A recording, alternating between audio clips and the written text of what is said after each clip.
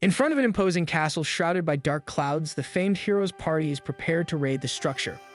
With resolve in their hearts, the party advances, determined to defeat the demon lord and end his reign. The massive doors of the castle creak open, revealing countless red eyes glowing. As the heroes step inside, waiting for them is not the demon lord, but one of his powerful lackeys, Yoki, who stands in their way. Makana attacks without hesitation, launching a blazing red fireball. The spell dissipates and Yoki belittles the attack. Raven charges next, swinging his sword. Yoki counters with a powerful kick that sends him flying. Yuga steps forward, supported by Cecilia, who helps power his attack. He unleashes a thunderous strike, but Yoki counters it and easily overwhelms the attack with his own magic. The heroes take a direct hit, and all of them eventually lose consciousness. A bright yellow-orange light gathers in his hand as he begins absorbing their remaining energy. His actions pause when his gaze lands on Cecilia. Her unconscious expression, which appears as if sleeping, captivates him. Lost in thought, he fails to notice the arrival of his subordinates until they loudly announce themselves. They bluntly ask whether they should finish off the heroes and also tease him for ogling one of the girls. Rather than killing them, he orders the heroes to be thrown outside near a nearby human village. Though his subordinates complain and warn him that he could be reprimanded again for not killing the heroes, they follow his command. 1 month later, Yoki faces the demon lord and his subordinate, Zykill. Zykill voices his displeasure since, despite the heroes' party's repeated defeats, they still keep challenging Yoki. The demon lord, annoyed with the heroes' party, tells Yoki that he will have his subordinates kill them off since Yoki seems unwilling to do it. Knowing his own subordinates won't be able to stand against the heroes, Yoki insists on taking care of the problem since he also worries about Cecilia's safety. As he leaves the throne room, Yoki reflects on his actions. He knows that sparing the heroes may endanger their lives in the future. Yet he also believes that they possess the potential to defeat the demon lord. With each passing day, the world inches closer to falling under demonic rule. On their next encounter, the heroes launch a coordinated attack. Raven and Yuga strike together, attempting to overwhelm Yoki with sheer force, but Yoki throws them off toward a wall, dealing significant damage. Makana raises her staff and fires a barrage of magic attacks. The spells strike Yoki directly, yet they fail to leave even a scratch. Yoki notices that Cecilia has moved to heal the wounded. Yoki watches her movements closely, captivated once again by her beauty. Despite their recovery, he laughs, mocking their efforts and warning them that they will only be swallowed by darkness again. Yuga prepares another attack, asking Cecilia for support. As he moves to strike Yoki, a bright light and smoke signal that the attack is connected. But as the smoke clears, Yoki stands unharmed. Yuga is shocked because it is supposed to be their party's destiny to defeat the demon lord. Seeing the party's determination, Yoki proposes a negotiation. He offers to let the heroes pass if they leave Cecilia behind, gesturing to her. Yuga immediately refuses, but Makana urges him to think of the world's salvation, as it holds more importance than a single person. Yuga is still hesitant to abandon a party mate, but Cecilia tells him to accept the offer, insisting she will be fine. With hesitation, Yuga decides to take Yoki's offer, and the heroes proceed to the demon lord's room. Left alone, Cecilia confronts Yoki, demanding to know why he needed her to stay. Yoki's expression changes to a timid one, but Cecilia decides to attack him. Yoki is shocked by her hostility, as her attack just bounces off him. To calm her down, he raises his hand, calling for a pause, and introduces himself. He reveals that he has no intention of killing her. Cecilia is confused by his words, but cautiously asks him what he means. Taking a deep breath, he confesses that he fell in love with her at first sight and would like to go out with her. Cecilia stands frozen in shock before bowing her head and apologizing, refusing his proposal. Crushed, Yoki lowers his defenses and falls to the ground, declaring that he should just die now. Cecilia prepares another attack, but Yoki makes no attempt to resist, which makes Cecilia uneasy, so she demands to know his reason. Yoki explains that her rejection means he no longer has a reason to live. If he were to be left alive, he would still be stuck in the castle and can only leave if he has orders to attack human settlements, which he doesn't want to do. Cecilia is puzzled because demons are supposed to find joy in bringing terror to humans. Yoki explains that he is actually a human from a different dimension, but was reincarnated into this demonic body. Though he possesses the power to defeat the demon lord, doing so would force him to inherit the title. Yoki shares that living as a lackey under the demon lord felt isolated and purposeless. He has spent his days alone. Meeting Cecilia changed everything. For the first time since becoming a demon, he felt alive. Moved by his words, Cecilia urges him to live and use his power for good. She offers him a chance to leave the castle and join the outside world. After the demon lord's defeat, the kingdom of Clarinus erupts in celebration. King Darts declares a 3-day celebration for a Victory Memorial Day to properly celebrate the heroes' party's success. Just outside the kingdom's walls, Yoki prepares to fit in and breaks his horn. Meanwhile, the heroes' party is in a parade. Mikana shares her joy at their success with Yuga. Yuga credits their victory to Cecilia, who gives him a nervous smile. Seeing this interaction, Mikana feels a little jealous. Yoki finally enters town and registers at the Adventurers Guild, disguising himself as a human. Clayman is manning the reception desk and struggles to find the form Yoki needs. He eventually finds it and shows Yoki's guild card, indicating Yoki is at F rank. He explains the ranking system and how it usually takes a month to move up a rank. Before handing Yoki his card, Clayman emphasizes keeping the guild cards safe, since it is a hassle to reissue, especially in the next 3 days since a festival is ongoing. He complains that they are currently understaffed and does not want to do the work himself. This makes Yoki think Clayman is lazy. He finally hands Yoki the card and introduces himself. At the Kingdom's Inn, Yoki checks his earnings for the day and notes that he has made a lot of money. His new goal is to increase his cash and rank, and once he has a stable life, confess to Cecilia again. He laughs maniacally in glee, determined to make their love work. In a week, rumors circulate about a person who has been crazily climbing up the ranks. Yoki lazily enters the guild and hands Clayman a bunch of quests he would like to take. Clayman is annoyed that Yoki always makes him do the paperwork and complains that he should approach the female receptionist instead. Yoki refuses, saying he has grown attached to Clayman and would rather talk to him since he surprisingly works fast. Due to his impressive rise in the rank ladder, Clayman starts interrogating Yoki about his identity. Looking away, Yoki counters that he is only a normal novice adventurer.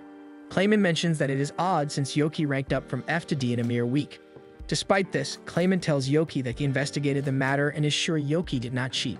Their conversation is cut short by a cloaked figure who requests that Yoki's quests be cancelled.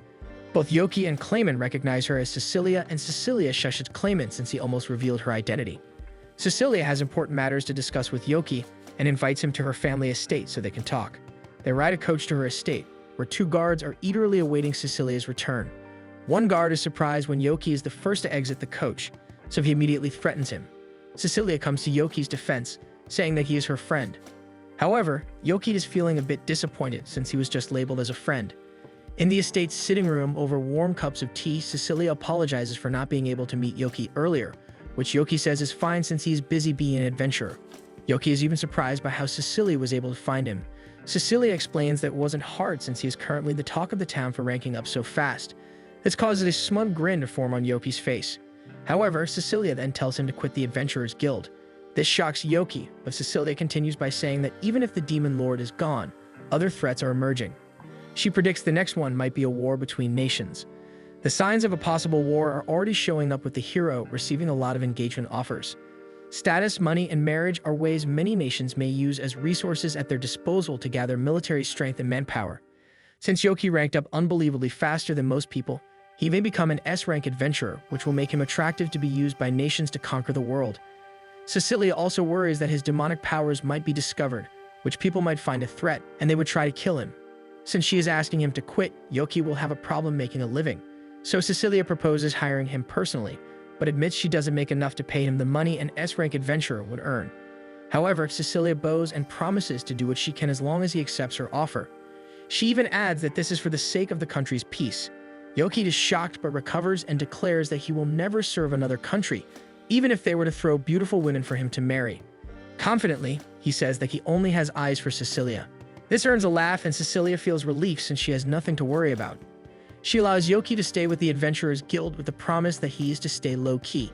Cecilia's mother, Celia, soon arrives and joins their discussion.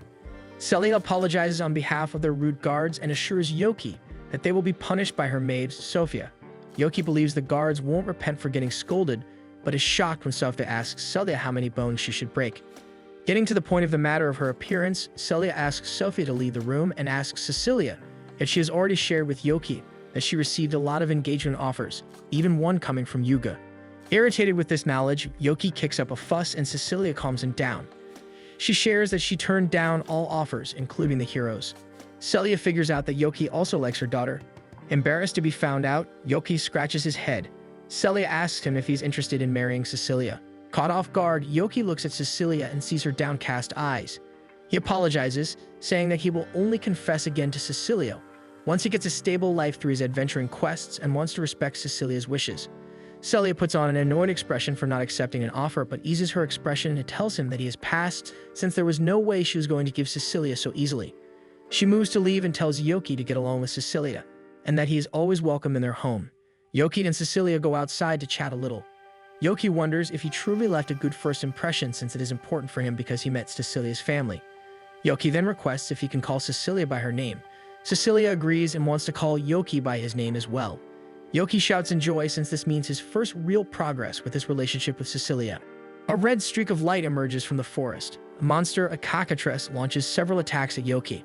He successfully evades deep into the forest, effortlessly stepping back from each powerful attack. The cockatrice screams, chasing after him to an open area. Yoki prepares a spell just as the cockatrice is about to attack. Before the cockatrice attacks, Yoki casts his spell, defeating it. Yoki successfully collects the monster's feathers, completing the quest. He feels proud of himself because the quest should have taken a week, but he only needed a day to do it. Suddenly, Yoki gets attacked by his old comrades since they do not recognize him. He calls out to them and Seek is the first to recognize that he is Yoki. They express their relief because they thought he was an adventurer on a hunt. Yoki doesn't have the time to provide answers when Duke goes straight to asking him questions about his whereabouts and human-like appearance. Yoki and Seek calm Duke down while Happiness calmly asks for an explanation. Yoki proudly explains that he had confessed to Cecilia, but had gotten rejected. Now he chooses to live his life as a human adventurer. After he recounts his events, he advises his previous subordinates to lead the life they want.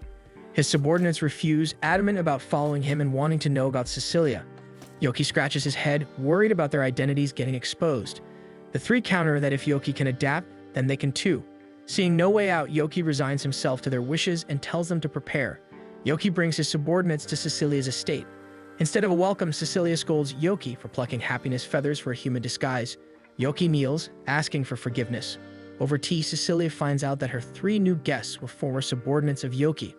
Duke explains that they are a Dullahan, Harpy, and Pixie, respectively. Duke wants to remove his head, but they had already attached his helmet and armor, so it won't fall off. Yoki complains about Duke's chattiness since Dullahans don't talk as much. Duke calmly tells them that his love for talking is originally Yoki's fault. He tells Cecilia that Yoki used to be hard to talk to. Even Zaichir finds Yoki troublesome since he did not want to follow orders and remained in his room. When Duke attempted to forcibly correct Yoki's behavior, his head was thrown and screamed at. Since then, he had greatly admired Yoki. Cecilia is honestly surprised at their backstories as Duke shares that Happiness and Seek also have the same respect for Yoki. However, when he turns to look for them, he notices that they are gone. Yoki wonders if the two went inside the manor, which could spell trouble for them if their identities are exposed. The three of them begin searching the manor's grounds. They cross paths with Celia, with Seek sleeping on her lap. Yoki admits that Seek is his friend and asks if Celia finds him a bother. Celia dispels his worries, saying that she loves kids and wanted to take care of him once he got tired from playing. Cecilia asks Celia about Happiness' whereabouts. Thinking about it, she recalls that Happiness was taken away by Sophia. Inside the manor, Sophia teaches Happiness to curtsy in a maid uniform. Yoki and the rest rush in and find out that Happiness is now employed as the new maid. Yoki asks why Happiness is wearing a maid outfit in the first place, since she is Yoki's friend and a guest. Sophia turns to Happiness for an explanation, which she clears with a short answer. Sophia deeply apologizes for the confusion. When Yoki asks Happiness to change her clothes, Happiness refuses and expresses her interest in the job. Her reply puzzles the whole group, but seeing the determination in Happiness' eyes, Sophia invites her for a tour of the servants' quarters. With Happiness settled at Cecilia's manor, her old group and Yoki bid her goodbye. While they are sad, they are also happy that Happiness has found her calling, and the fact that they can visit her puts them at ease. While the others express their joy, Celia whispers to Yoki that Cecilia barely has time to rest. She shares that she'll have her daughter take the day off tomorrow, asking Yoki to spend time with her. The next day, Yoki waits outside the inn where he stays. A carriage arrives shortly, and the door opens to reveal Cecilia in casual clothes, a different outfit from her usual. Mesmerized, Yoki compliments Cecilia's glasses, which she uses as a disguise, hiding her identity as a member of the hero's party. Yoki realizes she lives a tough celebrity life. Cecilia apologizes for dragging Yoki along, which he casually brushes off, promising her a great experience. Cecilia giggles at this, looking forward to the day. They walk beside each other in town. A sign for a new cake offering catches Cecilia's attention. They peer inside a cafe, marveling over the cute cakes on display. Cecilia suggests having tea time there later, and Yoki agrees. They go to a flower shop next, where Cecilia marvels over the pretty roses. In his head, Yoki calls her the prettier one. Cecilia pets a stray cat-like creature next, which meows in delight. In her excitement, Cecilia meows back at it in return. Yoki finds this encounter cute, screaming dramatically. At a dress shop, Cecilia tries on a red dress and tentatively asks how she looks. Yoki gives it a thumbs up of approval. After a string of activities, Cecilia remarks that her fatigue from work has faded away. He spots an accessories store and invites Cecilia to check it out. Yuga sees Cecilia from afar and tries to call out to her. McKenna stops him because he might give himself away. Cecilia manages to catch her name and sees them, and Yuga happily approaches her, completely ignoring Yoki in the process. He tells Cecilia that they are also out and about on their day off and were hoping to have a fun time in town. He excitedly invites her to join them. Cecilia declines the invite since she is with Yoki, introducing him as a friend. Yuga stares at him, wondering if he has met Yoki before. A nervous Yoki says no, and Cecilia suspiciously hums in agreement. Yuga decides to include Yoki in the group and drags an unwilling Cecilia to the shop since he noticed she was eyeing it earlier. This saddens Yoki and pisses off McKenna, since it is the first time she has had a date with Yuga since Cecilia always has attention. She turns to Yoki, hoping he is getting along well with Cecilia on their own date. McKenna wishes him good luck, and possibly with Yoki around, Yuga will finally give up on Cecilia. Yoki initially thinks McKenna is a good person, but after being repeatedly called plain-faced, he changes his mind. Looking at the hero's party members, Yoki remembers that Cecilia turned down Yuga's marriage offer. Despite this, Yoki wonders if Yuga is still trying his chances with Cecilia. Yoki rejoins Cecilia, asking if she found anything she likes. Cecilia apologizes for leaving him behind. Since they are in an accessories store, Yoki decides to buy Cecilia a gift as a thank you for helping him and his friends. Overhearing this, Yuga intrudes by announcing he will get both Cecilia and McKenna a gift. Yoki looks at him strangely and wonders if Yuga is competing with him. Yoki sees a blue crystal necklace as a potential gift, which Cecilia finds pretty. Not wanting to lose, Yuga grabs the most expensive hair accessory. He forcibly removes Cecilia's disguise, revealing her identity to the other customers. When people recognize her and the other heroes, they crowd around the hero's party members. They are swept away to another location, except for Yoki. When Yoki recovers, he quickly looks for Cecilia. Yoki sees Raven being crowded by a bunch of girls. He looks familiar to Yoki, but he has trouble recognizing who he is. A man notices his confusion and explains that Raven used to be part of the hero's party. Seeing that he looks troubled, Yoki decides to divert the girl's attention by saying Yuga just passed by. He quickly takes Raven to a secluded alley, and Raven looks for something to give him. Yoki makes a move to leave, but Raven tells him to wait, revealing his childlike voice. Yoki finds out the reason for Raven's quiet nature and respects his secret, since Yoki has his own. Raven stops Yoki from leaving again, asking him to be his friend, since Yoki is one of the few people who does not laugh at him. Realizing Raven's honest effort, Yoki agrees, shaking his hand. He bids Raven a quick goodbye. At a loss, Yoki and Cecilia realize the other must have gone home. Cecilia hears a lost boy crying for his mom. Cecilia approaches him and heals his scraped knee. This does not stop the boy from crying. His ruckus draws the attention of Yoki, who decides to cheer the boy up by comically declaring it his new mission to find the boy's mother. This makes Cecilia smile, but she quickly scolds him. The kid bursts into laughter because he finds it funny that a grown man can be scolded. After calming down, the two begin searching for the boy's mother. Yoki advises Cecilia to go home in case her disguise ends up getting blown again, but Cecilia tells him not to worry, saying they'll figure it out when it happens. When Yoki isn't facing her, she lets out a sneeze. Meanwhile, Yuga drags McKenna on a search for Cecilia. McKenna asks him to stop since he might draw attention again and Cecilia may have gone home. Yuga gets mad and scolds McKenna since she makes it seem like she doesn't care about Cecilia. He runs off, unaware he left a sad McKenna behind. Yuga sees Cecilia and Yoki together, finally reuniting the kid with his mother. He smiles and looks behind for McKenna, only to see she is nowhere to be found. The next day, Yoki visits Cecilia only for Celia to inform him that Cecilia has fallen ill. As much as Yoki blames himself, Celia says that Yuga contributed to most of Cecilia's fatigue. He even tried to visit her, but Sophia had managed to fight him off. Yoki looks at Sophia uneasily, wondering how scary she really is. Seeing that Yoki is worried, Celia allows him to visit Cecilia. Sophia knocks on the door to inform Cecilia that Yoki is here to visit. He peeks a little before entering the door, charmed at the sight of Cecilia's room. His gaze spots her on the bed, and she apologizes for being sick. He sits beside her on a stool, and Yoki apologizes for ruining her day off, which Cecilia brushes off casually. Still, Yoki admits he made her visit many places. Cecilia relents, saying if it is Yoki's fault, he should go out with her again on her next day off. Seeing the promise of another date, Yoki dramatically accepts, and his outrageous speech makes them both laugh. Sophia barges in and gives Yoki a headlock after the laugh escalates into a cough. Sophia literally throws him out, and Happiness closes the manor doors after him, calling it useless to fight Sophia. As he walks away from the manor, he sees Raven, who is equally surprised to see him. Seeing this as a golden opportunity, Raven decides to ask for advice, admitting that he's actually interested in someone who likes his voice. Seeing how bashful he has gotten, Yoki can't help but compare Raven to a boy going through puberty. He tells Raven to have more confidence because he has a lot of good qualities and is even a hero. Raven smiles and agrees, deciding it's time to confess his feelings. It takes a moment for Yoki to realize that Raven is possibly here to confess to Cecilia.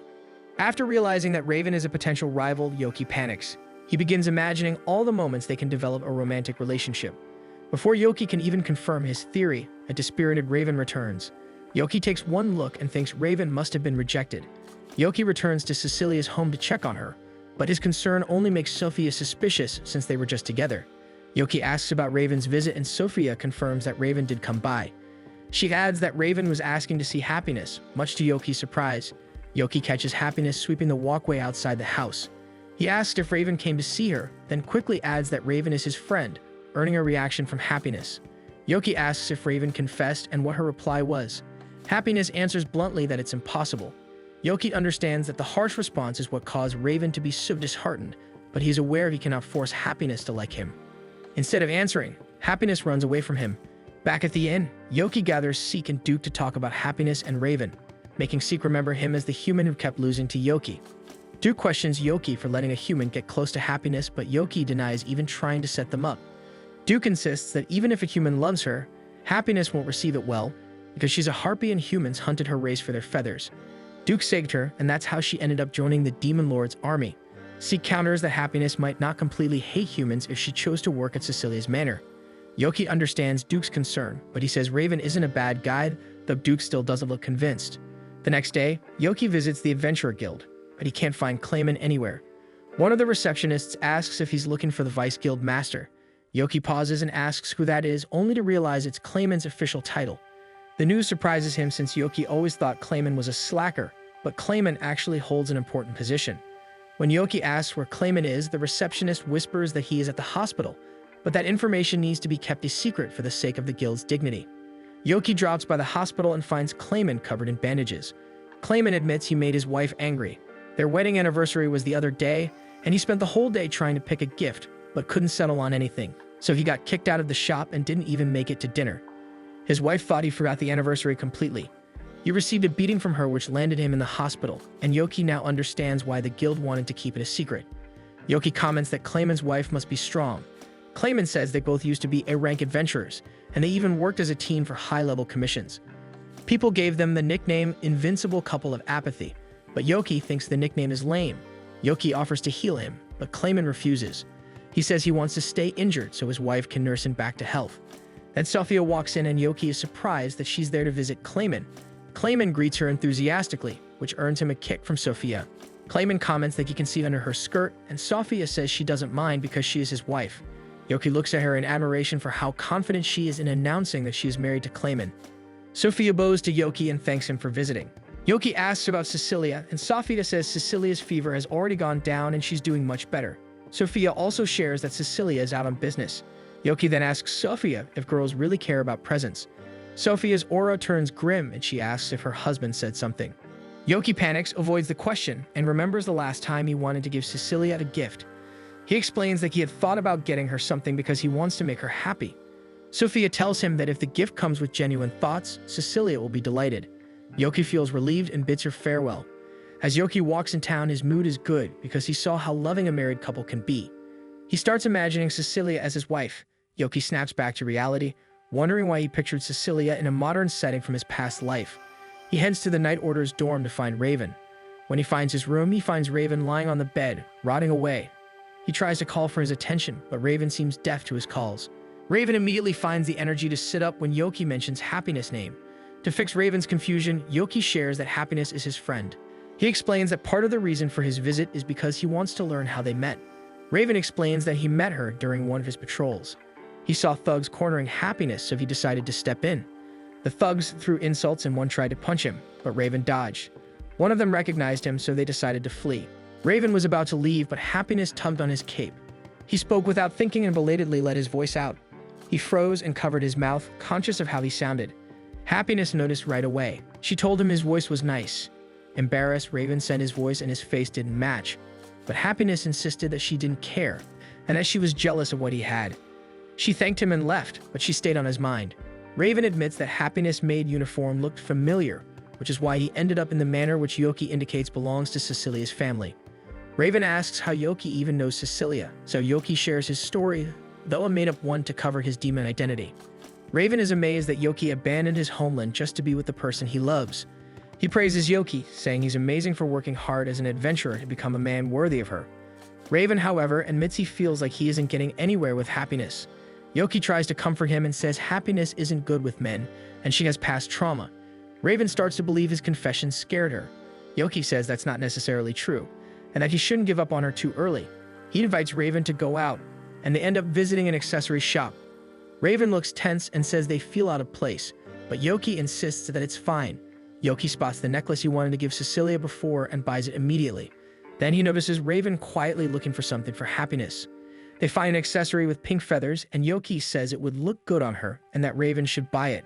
Raven hesitates and asks if a gift from a stranger would scare her. Yoki tells Raven that anyone would like a present as long as it is sincere, and adds that the design is something Happiness might like. Thinking about Happiness, Raven makes up his mind that if he gets the chance to see Happiness again, he'll give it to her. He writes on paper instead of speaking, so the cashier won't hear his voice when he buys the accessory. McKenna spots them and immediately recognizes Yoki. She approaches them and makes fun of their presence in an accessory shop meant for girls. Yoki gets defensive before proudly declaring they are there to buy presents for the ones they love, which earns him a hush motion from Raven. McKenna grins mischievously as she tries to coax Raven into admitting who he likes, but Raven only avoids eye contact with her.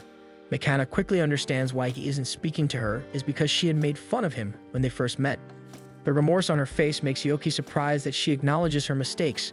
Soon, people in the shop start recognizing McKenna and Raven. McKenna suggests they move somewhere else so they can talk more. At a restaurant, McKenna complains that they're not even talking since they keep eating to evade her. To get Yoki to start talking, she casually mentions Cecilia. At the mere mention of her name, Yoki immediately begins sharing his status with her. He admits that they technically are not dating since Cecilia is always busy and has to deal with several proposals. He shares that he is aware Yuga had recently gotten rejected by her. McKenna explains that it's only natural for Cecilia to reject Yuga because all Yuga does is anger her. McKenna starts listing several instances where Yuga had annoyed them. She also points out that because Yuga is popular, he often causes trouble for the party. McKenna recalls a past journey where Yuga insisted on staying the night for his fangirls and Cecilia shut the suggestion down. McKenna warns Yoki that Cecilia doesn't tolerate men who treat women carelessly, and it's dangerous to piss her off. McKenna turns the conversation to Raven, but Yoki cuts in and says he'll protect Raven's pure love. McKenna snaps that she shouldn't be treated like a villain since she wants to help Raven too.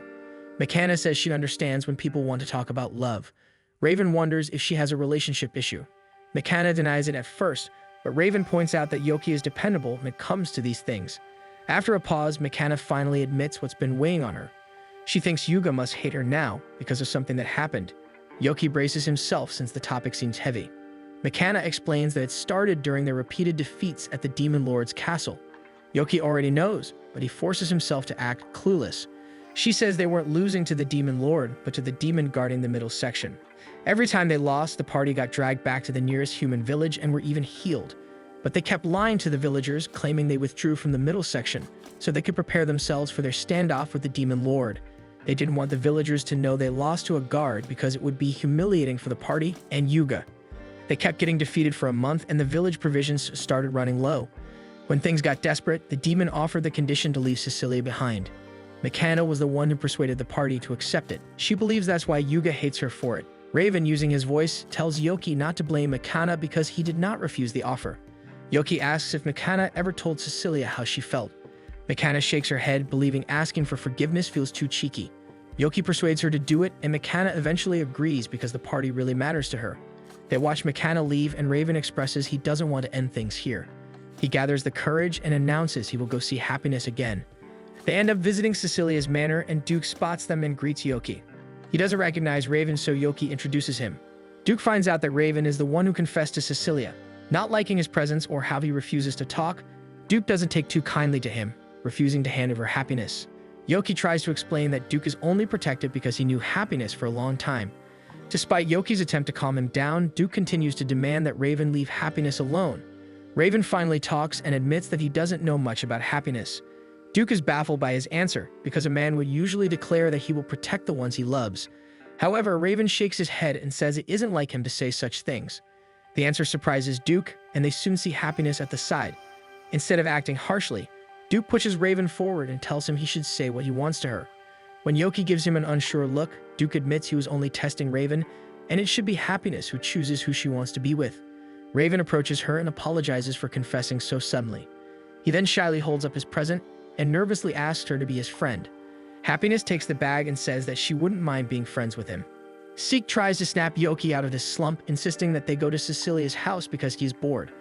However, since Cecilia isn't there, Yoki refuses to leave his bed. As he continues to rot away, Yoki realizes that it's already been a week since he last saw her.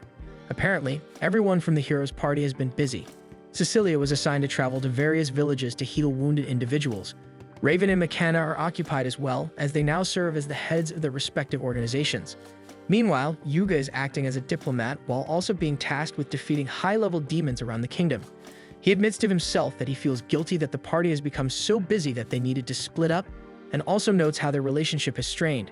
He knows part of the reason is because he allowed them to defeat the demon lord, so he wishes there was something he could do to repay them.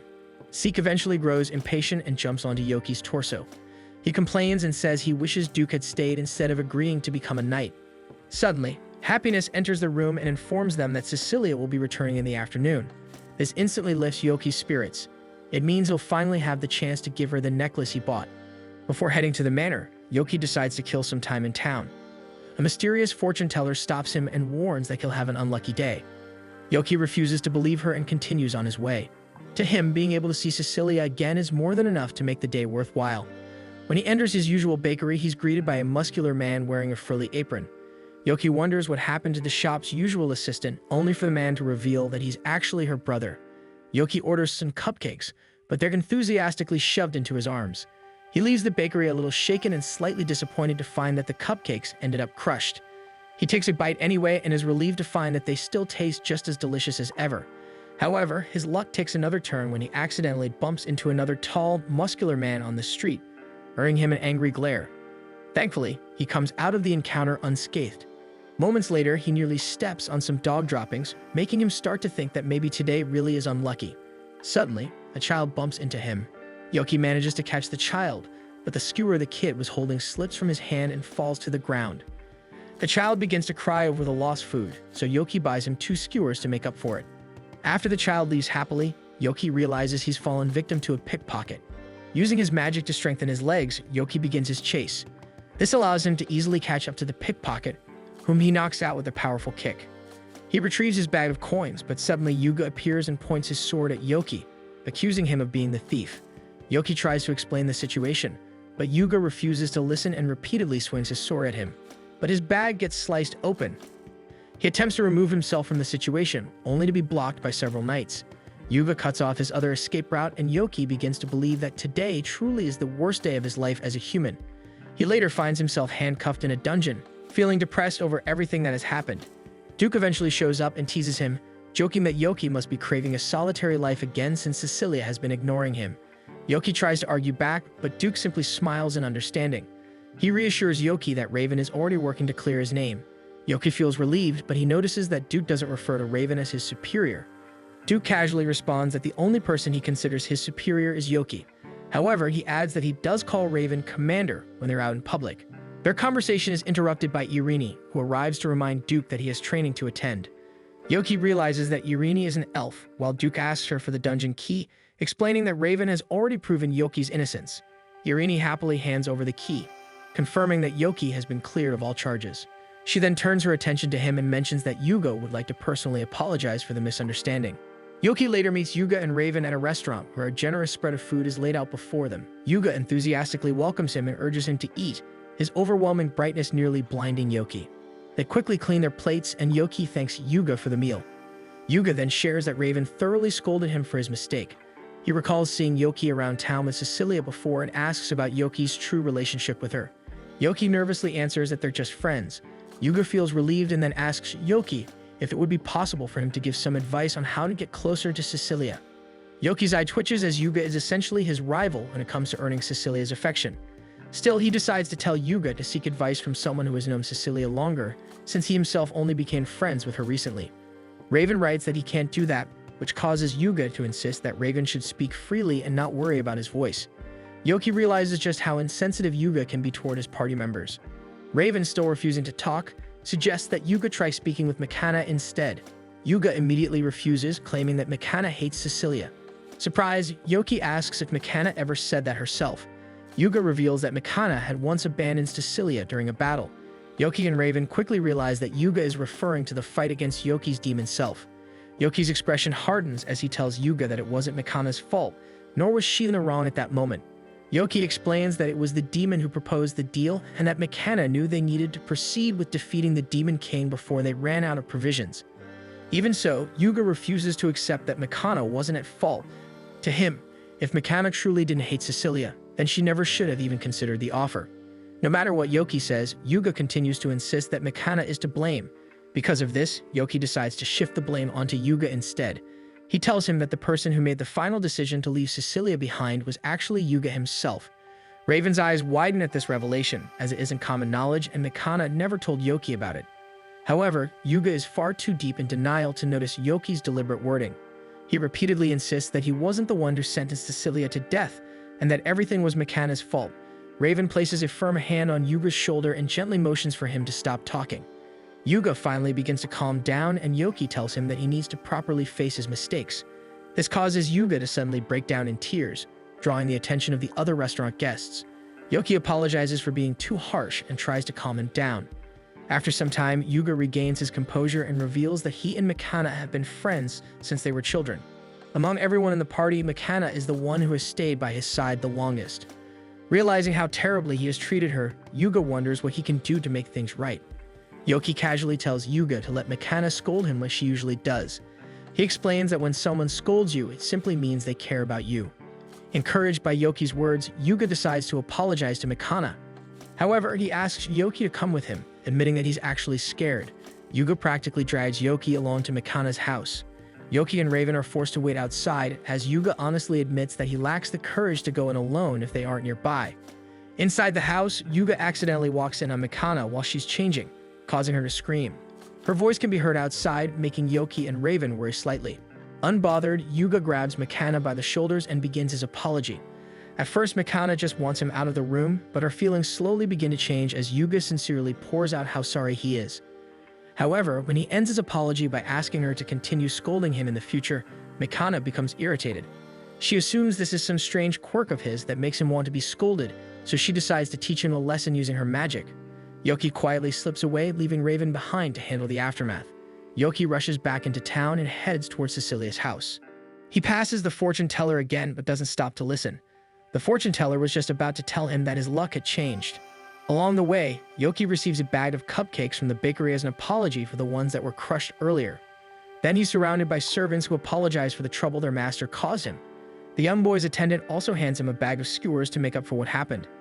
At last, Yoki arrives at Cecilia's manor and is brought to her room. It feels like months since he last saw her, and he happily shows her all the food he picked up along the way. Cecilia invites him to eat with her and says she'll prepare the tea. Yoki is surprised as it's usually a servant's job, but Cecilia explains that she's been learning how to cook from Sophia. After they finish their meal, they suddenly hear Yuga's voice as he bursts into the room and immediately asks Cecilia to scold him. Mikana punches him out of the way and tells Cecilia that they actually came for a different reason. Standing beside them is Raven, and Mikana begins to apologize. Sensing that this is a matter for the hero's party, Yoki gives them some space to talk.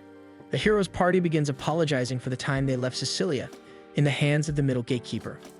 Although Cecilia insists that she doesn't hold it against them, Mikana still believes they need to apologize as they had effectively abandoned her comrades. Cecilia, on the other hand, reasons that all of them risked their lives that day and that she also left them to face the Demon King without a healer in the party. Mikana suddenly recalls that day. After Yuga dealt the finishing blow, worry immediately overcame her. She was the first to sprint back to the middle floor, praying that Cecilia was still alive. To her surprise, she found Cecilia completely unharmed and running toward her as well. Relieved that Cecilia was safe, Mikana collapsed into her arms, having sustained heavy damage and exhausted all of her magic. Cecilia fondly remembers that Mikana was the first to reach her despite being badly injured. She is also grateful to the rest of the party, as they all kept their promise and rushed back for her. She tells them that, above all else, she is simply thankful that they all survived the ordeal. Eventually, the heroes' party's friendship is restored, and they begin smiling among themselves once more. Watching them, Yoki smiles as well, feeling that their bond has only grown stronger. After most of the heroes' party leaves, Yoki and Cecilia take a walk around the property. Cecilia quickly guesses that her party's sudden apologies had something to do with Yoki. Nervous, Yoki admits that he wanted to do something for them, since he was the one who caused the rift in the first place. Cecilia smiles and tells him that she's happy he's getting along so well with her family and friends. Seeing this as the perfect opportunity, Yoki decides to give her his present. When Cecilia opens the box, she finds a familiar pendant inside. Yoki explains that he went back to retrieve it and hopes that Cecilia will accept it as a gift from him. When she does, Yoki suddenly breaks into tears and loudly expresses his gratitude for her accepting it. Cecilia can't help but think fondly of him, as her life has become happier since he decided to live among them. Elsewhere, a village is being raided by bandits. Just as the bandits are about to strike down the remaining villagers, a mysterious swordsman appears and effortlessly defeats them all. One day, Seek and Yoki ride in a carriage with Cecilia to assist her. Yoki grumbles about why he had to bring Seek along since he had been hoping to spend the day alone with Cecilia. Cecilia begins to apologize for dragging them along, but the movement of the carriage makes her feel sick. Seek quickly offers her a potion made by him, and after a few sips, she instantly feels better. Seek makes sure to rub it in Yoki's face that he's the more helpful one. Smiling at their bickering, Cecilia shares how grateful she is to have them with her. Both boys express how eagerly they want to help her with her job. They finally arrive at a destroyed village, where the village head is the first to greet them. While he recognizes Cecilia, he is uncertain about Seek and Yoki's presence, but relaxes once Cecilia explains that they are also healers. They are brought to the chapel where several villagers have taken refuge. Immediately, the trio begins treating the sick and injured. As Cecilia works, Yoki can't help but keep his eyes on her, admiring how kind and diligent she is. The village head notices and approaches him, commenting on how wonderful Cecilia is. He then realizes that no one was seriously harmed during the attack. The village head explains that a mysterious swordsman named Miller appeared and forced all the bandits to flee. Yoki's attention returns to Cecilia, who is clearly exhausted from healing so many people. He urges her to rest, but when she refuses, Yoki decides to cast a spell to make her sleep. The villagers are shocked when she suddenly collapses, but Yoki reassures them that she is merely asleep and that he needs somewhere to set her down. Moments later, Cecilia wakes up in bed and immediately pouts at Yoki. She then puts on a threatening expression, ready to scold him about consent. While Yoki apologizes for putting her to sleep, he insists he only did so because she was about to collapse from overexertion. Her expression softens, knowing that he is telling the truth, but she still makes him promise never to do it again. Yoki agrees, then informs her that he and Seek have already finished treating the remaining villagers. This brings a beautiful smile to her face, and Yoki can't help but fall in love with her all over again. The village head then enters the room and asks Cecilia if they can visit a girl named Teal who lives far from the village. He explains that Teal wasn't attacked, but she is weak and bedridden, so he is deeply worried about her. They immediately head to Teal's home and introduce themselves when they enter. Teal can barely speak as she begins coughing violently, so Seek quickly hands her some medicine. Teal looks at the potion uneasily, but Yoki reassures her that Seek is very skilled with medicine. She decides to drink it and is surprised by the immediate effects. She thanks them, then expresses her gratitude to the guardian angel, which she explains is the deity represented by the statue outside the village. Seek and Yoki are a bit skeptical, but Teal insists that the deity is a true miracle. She explains that she prayed to it and was left unharmed during the bandit raid. She also claims that the guardian angel once rescued her from a pack of wolves when she was 7 years old. As Cecilia and Yoki listen to her describe the deity's powers, they begin to suspect that something about it involves dark magic. However, Teal takes this as an insult toward her protector. To prove her point, she brings them to see the statue herself. The group stares at the statue with unease, as it is clearly a demon statue rather than that of an angel. Teal is about to defend it when another coughing fit overtakes her, forcing Cecilia to hurry her back home. Seek and Yoki stay behind, already recognizing the statue as Guy, a gargoyle from the Demon King's castle. Suddenly, Guy comes to life and launches an attack at Yoki. Seek swiftly subdues Guy and pins him to the ground. Seek is ready to strike again, but Yoki stops him, saying he wants to speak with Guy first. Guy is confused as to why Yoki didn't finish him off. Yoki apologizes for disturbing him and asks why he became the village's deity. Guy explains that he was originally created to guard a temple but was stolen by bandits. He happened to be on their wagon when they decided to attack the village. Seeing an opportunity to punish the bandits, he used his magic to drive them away, after which the villagers began worshipping him as their deity. Over time, however, the villagers gradually stopped believing in him, and only Teal continued to pray to him. When the bandits attacked again the previous day, Guy chose to hide and protect her. Realizing that Guy has no desire to harm humans, Yoki decides to leave him be. Before doing so, however, he quietly whispers something to Seek. By evening, only Cecilia and Yoki remain walking around as Seek has already decided to go home. In truth, Yoki had asked him to leave earlier. Cecilia notices that Yoki has gone quiet and asks if something is wrong. Yoki tells her that he feels it might be fine to leave Guy in the village. He explains that Guy has been behaving and hasn't shown any intention of harming the village. Cecilia suggests that they observe him a little longer before making a final decision. They continue their walk and fall back into silence. Yoki feels nervous beside her, realizing he has run out of things to talk about. Suddenly, Cecilia trips over a tree root, but Yoki quickly steadies her. It takes a moment for them to realize how close they are, but once they do, they immediately pull away from each other in embarrassment, and Yoki shyly tells her to be careful since it's dangerous at night. After recovering from the awkward moment, they continue their walk. Later, a villager rings the alarm bell, shouting that the bandits have returned. Before they can breach the gates, Yoki and the others are already there to greet them, though Seek is still half asleep. Yoki lets Seek handle the first few attacks, which surprises Cecilia, since Seek is far stronger than she expected. After a while, Yoki decides to join the fight, and Cecilia promises to support him. Yoki easily blasts the enemies away, even protecting Cecilia before any attack can reach her. Suddenly, they notice smoke rising from the direction where Guy is located. Yoki tells Seek to head there immediately. More bandits appear, but Yoki swiftly defeats them. Once they are all rounded up, the villagers celebrate, relieved that they are safe again. However, Yoki and Cecilia realize that Seek has not returned. They rush toward Guy's location and find Teal crying beside him while Seek is being lifted into the air by Miller. Upon seeing them, Miller kicks Seek aside and recognizes Cecilia. At the same time, Cecilia recognizes Miller as the hero of the Gallus Empire. Seek explains what happened before they arrived, explaining that Miller attacked Guy from behind while Guy was protecting Teal. Seek tried to help but was quickly overpowered. Miller then turns his attention back to Guy and Teal, calling Teal pathetic for defending a demon. Yoki tries to convince him to stop, but Miller declares that he will destroy both Teal and Guy. To stop him, Yoki attempts to launch a magic attack, but it fizzles out before it can even reach Miller. Cecilia shouts at Yoki to retreat, warning him that Miller's weapon is a special artificial demon-slaying sword capable of absorbing magic. Miller swings his blade and slices off Guy's arm and wing, nearly harming Teal in the process. Cecilia begs him to stop, arguing that if he injures a villager, it could spark a war between their kingdoms. Miller's expression suddenly turns maniacal, as the very idea of war excites him. He licks his sword, and Cecilia realizes that he cannot be reasoned with. He begins talking about how boring peaceful times have been, prompting Cecilia to declare that he has no pride as a hero. Determined to stop him, Yoki casts a small wind spell toward Miller, but it is effortlessly absorbed by his sword. He then promises to unleash something stronger and summons a small tornado, hurling it at Miller, yet it is absorbed once again. Miller mocks Yoki, calling him an idiot for relying only on magic that clearly won't work against his weapon. He advances while Yoki launches a barrage of spells at him. Guy and the others grow worried, fearing that Yoki might run out of magic. Yoki attempts more advanced magic, but it still appears to have no effect on Miller. He fires another long stream of magic, and Miller confidently raises his sword to absorb it, continuing to insult Yoki for being stubborn and only using magic. At the same time, Yoki begins to smirk, knowing that his plan is finally taking shape. Moments later, cracks start forming along Miller's sword. Yoki explains that the blade is artificial, meaning it can only contain a limited amount of magical energy before overloading.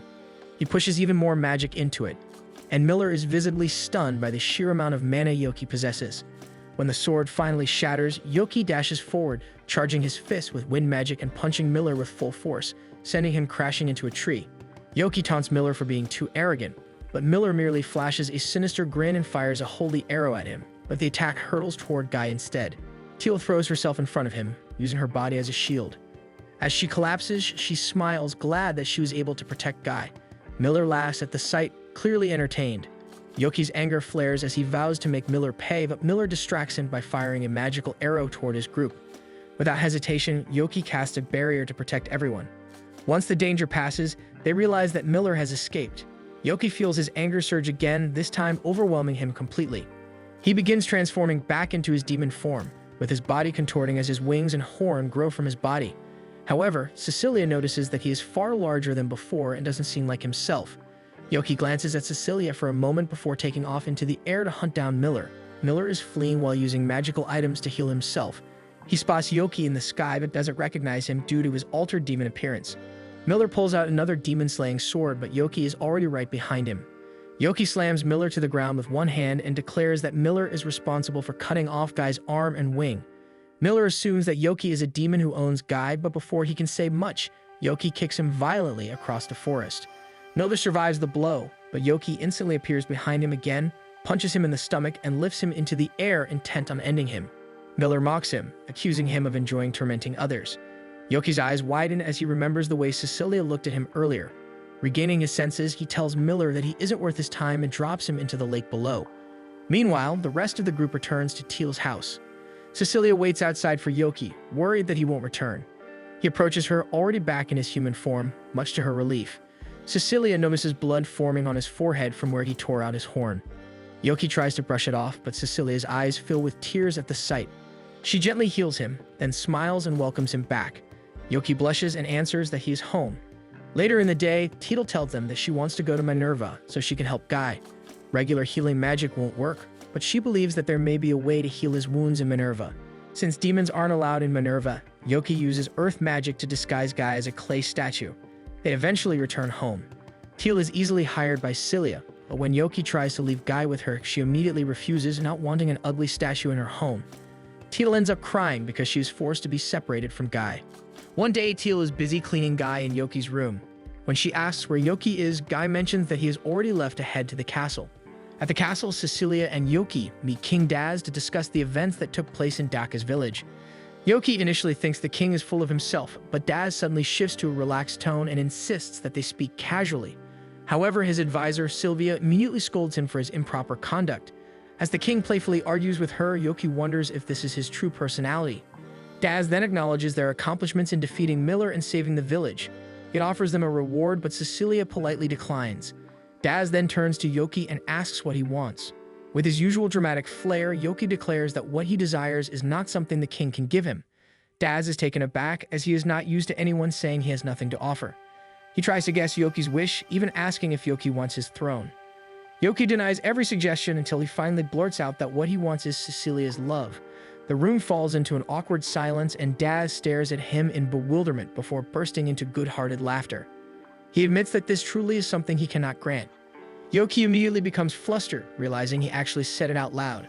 Moments later, they return to Cecilia's manor, where Yoki desperately begs for her forgiveness. Cecilia scolds him for confessing in such a public and inappropriate setting. Celia finds the situation amusing and declares that Yoki must reflect on his actions, banning him from seeing Cecilia for an entire month. Yoki collapses in despair while Cecilia tries to convince Celia that the punishment is too harsh. Seeing through her daughter's hesitation, Celia realizes that Cecilia doesn't actually want Yoki gone for that long. She reduces the punishment to 2 weeks and orders Happiness to drag him out. Happiness drags him down the hallway, where they spot Seek sitting sadly in the garden. Yoki realizes that Seek must still feel guilty about his defeat against Miller and his inability to protect Teal and Guy. Sensing that Yoki is stalling, Happiness drags him the rest of the way. They return to his room, where Happiness drops him onto the floor beside his bed. Yoki greets Teal and Guy as he lands. Teal is surprised as it is the first time she has heard Guy's name, though she still wants to continue calling him her guardian angel. When she begins coughing again, Happiness urges her to go home.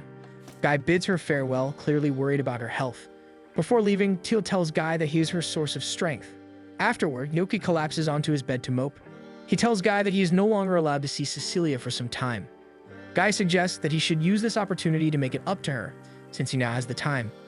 Yoki drags himself to the guild and demands that Clayman give him as much work as possible so he can become a man worthy of standing beside Cecilia. Half a month passes and Cecilia accidentally pours tea for two, a mistake that Celia immediately notices. To hide her eagerness to see Yoki again, Cecilia claims that the second cup was actually meant for Celia. Sophia then shares that Clayman told her Yoki has been keeping himself extremely busy with guild work. The mere thought of Yoki makes Cecilia blush and smile. That evening, when Yoki returns to his room, Guy notices that he seems to be in good spirits. Yoki happily shares that he will be able to see Cecilia again soon. Guy then decides that it's time to tell Yoki something he has been keeping to himself. He transforms back into his original form. Yoki's eyes widen when he sees that cracks have begun forming and pieces are starting to crumble away. Guy admits that he won't last much longer. Guy asks Yoki to look after Teal, deeply worried because she is also very sick. He explains that Teal relies on him heavily, and if he were to disappear, she might believe she is completely alone. Yoki promises to take care of Teal, but he also firmly declares that he will save Guy as well. He tells Guy that the room would feel lonely without him and says it would be great if Guy could remain there as a permanent fixture. Yoki leaves and meets up with Duke, who tells him that Guy might simply need to be fed a magical ore. Yoki is surprised to learn that this is common knowledge and decides to search for one immediately. When he reaches the exit, he suddenly realizes he has no idea where to find magical ore. Before he can figure out his next move, Cecilia comes running toward him with bad news. Apparently, Teal's condition has worsened. Sheet and Yoki rush to Teal's room, where Seek is busy mixing herbs for her. Seek explains that Teal has been fighting a fever that refuses to subside and her energy is rapidly draining. Cecilia sits by Teal's side, feeling helpless since magic cannot cure illness. Seek adds that they don't have enough herbs to sustain her, but obtaining dusk grass could greatly help her recovery. He explains that dusk grass does not grow anywhere near Minerva, so Yoki and Cecilia volunteer to search for it. Yoki expresses his gratitude towards Cecilia and mentions that he also needs to help Guy. Upon hearing Guy's name, Teal tries to get up in a panic, but Seek gently convinces her to lie back down. Seek tells Yoki that he will stay behind and protect Teal while they are gone. As they leave the room, Yoki asks Cecilia if she knows where they might find magical ore.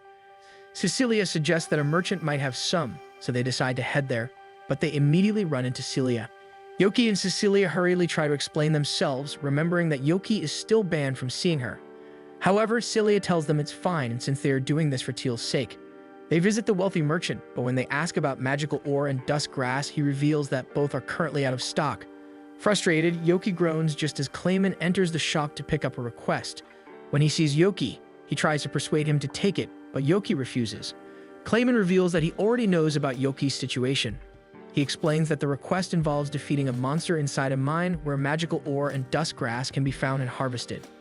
Realizing this is exactly what they need, Yoki and Cecilia accept the request. They depart with Clayman and Sophia using special transport, since the journey will take 2 days and they are already pressed for time. Sophia decides to tag along, feeling personally responsible for Teal's condition. Before heading to the mine, the group stops by a nearby town to rest and prepare for the battle ahead. Yoki is confused as to why they aren't going straight to the mine, so Clayman explains that the mana output in the area grows stronger in the evening, which also strengthens the monster they will be facing. The target is a rock eater, a creature that has been growing unusually powerful from consuming magical ores. Normally, rock eaters are not dangerous, but this one has mutated, becoming violent and resistant to magical attacks. On top of that, the client has requested that the rock eater's skin be retrieved without a single scratch, which is why Clayman has joined them. His strategy is to restrain the creature with magic rather than attack it directly. The next morning, the group prepares to set out, but Yoki and Cecilia are surprised to see that Sophia is still wearing her maid uniform. When asked why, Sophia explains that it is a special outfit and that Clayman likes seeing her in it, which only leaves Yoki and Cecilia confused. When they arrive at the cave, they venture inside and soon spot the rock eater feeding on magical ore. The moment it senses their presence, it begins hurling rocks at them. The group scrambles to dodge while Clayman uses his paper shikigami to break some of the projectiles into smaller pieces. Yoki attempts to attack, but his magic simply bounces off the creature. Clayman immediately scolds him, reminding him that they must not damage the skin. As the rock eater advances, Yoki and Cecilia cast restraining spells, but the creature easily breaks free. It slams its fist into the ground, forcing them to scatter. With their initial plan failing, they look to Clayman for the next move. He reveals a new plan that involves him protecting Sophia with his paper shikigami while she attacks the rock eater from the inside. Cecilia voices concern about how dangerous this is, but both Sophia and Clayman insist they are confident in their abilities. Trusting them, Yoki casts another restraining spell and Cecilia follows suit. In its fury, the rock eater opens its mouth, giving Clayman the chance to perform his spell and sends Sophia straight inside the creature to defeat it. With Sophia inside, the rock eater suddenly sheds portions of its skin, forming smaller versions of itself that immediately swarm toward the group. Yoki and Cecilia struggle to maintain their restraining spells as the miniature rock creatures close in. Realizing that binding alone won't be enough, Yoki shifts tactics and begins attacking the smaller monsters directly, only to find that his magic has no effect on them. He instead reinforces his fists with magic and starts fighting them physically. A few of the creatures manage to slip past him and rush toward Clayman. Clayman allows himself to take a blow, refusing to defend or evade because he must maintain absolute concentration to keep Sophia safe inside the rock eater. Seeing this, Yoki grows furious that Clayman is leaving himself completely exposed. Meanwhile, the rock eater finally breaks free from Yoki and Cecilia's spells. It raises its massive arm to strike Cecilia but freezes mid-attack. Clayman smirks, and moments later, the Rock Eater collapses to the ground. Sophia emerges from within it, still wrapped protectively in Clayman's paper shikigami. Clayman immediately rushes to her side and pulls her into a tight hug to make sure she's unharmed. Yoki and Cecilia both blush at the open display of affection, but Sophia quickly pushes Clayman away, reminding everyone that they still need to find dusk grass. Snapping back to their mission, Yoki and Cecilia dash deeper into the cave. After searching for a while, they finally discover the dusk grass they need for Teal. Once they exit the mine, Yoki insists on heading to Minerva immediately, but Clayman firmly refuses, stating that they will make their journey during daylight. That night, while Clayman sleeps, Yoki quietly slips out of their room. In the hallway, he finds Cecilia waiting for him with a small bag in hand, filled with dusk grass. She has already figured out that he plans to fly back alone so Teal and Guy can receive help as soon as possible. Surprised, Yoki admits she's right and Cecilia simply smiles, saying she trusts him with the medicine. Yoki takes the bag, transforms into his demon form, and soars into the night sky toward Minerva. When he reaches his room, he finds Guy completely motionless. Panic grips him as he fears he may be too late. He shakes Guy desperately, yelling that he must wake up or he'll break Teal's heart. At the mention of Teal, Guy suddenly wakes and asks how she is doing. Yoki reassures him that she is stable since he has already delivered the herbs and Seek is watching over her. Relieved, Guy admits he initially doesn't want to take the magical ore, believing it won't save him. Furious, Yoki begins shoving the ore into his mouth, insisting he must try for Teal's sake. Remembering how much Teal depends on him, Guy finally accepts and consumes the magical ore. In an instant, his cracked stone body restores itself completely. Overwhelmed with emotion, Guy immediately takes off toward Teal's home. Teal is asleep when he arrives but stirs when she senses him beside her bed. Seeing her improved condition, Guy feels a deep sense of relief. By the window, Yoki and Seek watch their reunion. Guy thanks Seek sincerely for protecting both Teal and him, even during the battle against Miller. Seek tears up and Yoki congratulates him on a job well done. Teal notices that Guy's arm is fully healed and he confirms that they no longer need to worry. That same evening, Yoki returns to the inn in time to ride back with Cecilia the next day. Exhausted, he falls asleep with his head resting in her lap. Cecilia smiles softly and murmurs that this is his reward. One rainy evening, three hooded figures stand overlooking a quiet town. One of them clutches an ominous book filled with dark arts. The next morning, Yoki wanders through town, bored out of his mind. As he walks aimlessly, he spots Clayman and approaches him. Clayman explains that he's out searching for an anniversary present. Yoki eagerly offers to help and drags him into a prop store. He immediately grabs a pair of cat ears and declares they would be perfect for Sophia, especially since they would match the maid outfit Clayman loves so much. Clayman quickly corrects him, insisting he only likes plain maid outfits. He admits that he has already bought something he intends to give Sophia, but Yoki barely listens. His attention shifts to a long black coat and a full-face bat mask displayed nearby. He calls the outfit cool-looking, then eagerly tries it on after the saleslady encourages him. Clayman stares at him with a flat, unimpressed expression, but Yoki proudly declares that this is his ideal aesthetic. Fueled by excitement from his new outfit, Yoki demands that Clayman give him a task. Clayman returns to the guild hall alongside him, much to the surprise of the receptionist, Sierra, who knows he was supposed to be taking the day off. When Sierra notices Yoki trailing behind in his dramatic attire, she mistakenly assumes he is a new shikigami Clayman created. Clayman corrects her, saying Yoki is simply an old friend, though he doesn't tell her it's Yoki. Clayman instructs Sierra to hand over all the troublesome requests, which are 4 A-ranked quests. Without hesitation, Yoki declares that he'll take all of them. When Sierra asks for his name for registration, Yoki dramatically announces that he is known as the Black Thunder Swordsman. Both Clayman and Sierra give him unreadable looks, but Clayman tells her to register the name anyway. Later, during one of the quests, Yoki channels his lightning magic through his new sword as he clashes against a black dragon. After defeating the black dragon, Yoki harvests its heart and delivers it to the client. The guild members are stunned by how effortlessly he handled such a dangerous creature, leaving Clayman quietly wondering just how powerful Yoki truly is. For his final request, Yoki is tasked with capturing a thief named Evan. That evening, Evan uses a magical book to cast a sleep spell on the guards. Evan's companions, Jirash and Hatband, cheer at the success of the spell, knowing it will make stealing their loot much easier.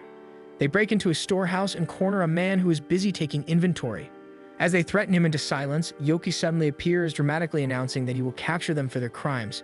His flashy entrance is so over the top that Evan's companions immediately label him as strange.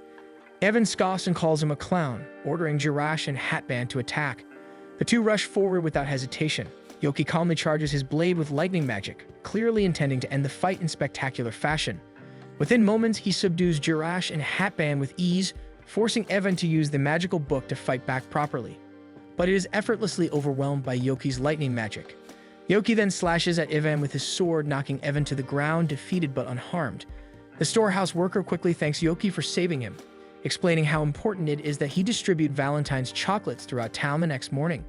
He's surprised to learn that this world celebrates the holiday as well. Suddenly, a group of knights rushes in. Duke and Raven immediately recognize Yoki despite his disguise. Iridi, however, does not and demands to know who he is. With dramatic flair, Yoki introduces himself as the Black Thunder Swordsman. Yoki swiftly disappears from the scene. Raven quietly instructs Duke to order the others not to pursue him. Though confused, Iridi obeys when Duke commands the unit to focus on the unconscious thieves instead. He tells the knights to secure the criminals while he patrols the area. Unbeknownst to them, Yoki is still lurking nearby. Once Duke is certain that none of the knights can overhear them, he tells Yoki to stop hiding and drop the act of the Black Thunder Swordsman. He points out that whenever Yoki slips into that persona, he inevitably embarrasses himself and causes unnecessary trouble. Before leaving, Duke tells him to take a good look at himself in a mirror. Yoki removes his helmet. When he catches his reflection, his face instantly turns bright red with embarrassment as he fully realizes how ridiculous he looks. The next day, dressed once again in his usual clothes, Yoki collects his reward from the guild. Curious, he asks Clayman about Evan's group. Clayman explains that they were originally B-rank adventurers. However, after discovering a mysterious book, their behavior changed drastically. They became obsessed with sabotaging Valentine's Day, vowing to ruin it entirely. Meanwhile, at Cecilia's manor, everyone is busy preparing Valentine's chocolates under Sophia's guidance. Tio struggles to crush magical ore, only for Sophia to casually shatter it for her. Mikana notices that Cecilia is making an unusually large amount of chocolate. Cecilia explains that she intends to give it to the orphanage and to all the people who have supported her. Mikana gently reminds her that Valentine's Day is meant for someone more special. On Valentine's Day morning, Yoki wakes up full of anticipation. After checking his reflection, he perks up at the sound of a knock on his door. Excited, he opens it, only to find Teal standing there instead of Cecilia. Teal brushes past him to give her gift to Guy. She begins feeding Guy chocolates infused with magical ore, and Yoki awkwardly decides to head to the guild. Clayman arrives, proudly carrying a large box. The guild members gather around curiously as he reveals that it contains homemade chocolates from Sophia. He takes a bite and immediately declares himself the luckiest man alive to receive such delicate sweets from his wife. Yoki gazes longingly at the chocolates, only for Clayman to suddenly grow possessive and firmly announce that he will not be sharing. After being caught staring at Clayman's chocolates, Yoki storms off, shouting curses behind him. He heads to the knight's headquarters to chat with Duke, but Irene approaches with a box of chocolates. Instantly understanding the situation, Yoki subtly motions for Duke to focus on her instead. Duke obliges and gently asks if it's truly all right for him to receive chocolates from her. Irene shyly explains that she's grateful he is always there to support her. Duke politely accepts the gift and tells her she can approach him anytime. He turns back to rejoin Yoki, only to find that Yoki is already running away, shouting curses and jealousy. Frustrated, Yoki makes his way to the knight's dorm. He spots Happiness and Raven sitting stiffly across from each other. Raven looks relieved upon noticing Yoki, but Yoki turns and runs off, internally screaming curses as he retreats. Eventually, Yoki ends up at the central plaza where he notices a long line of girls waiting to give Yuba chocolates. Muttering bitterly about Yuba's popularity, he sulks until Mikana notices him. Yoki sees the box in her hands and asks if she's lining up to give Yuba chocolates. Mikana lowers her gaze and admits that she isn't very confident in her cooking. Yuga suddenly appears, wearing a hood and smiling warmly at the familiar faces.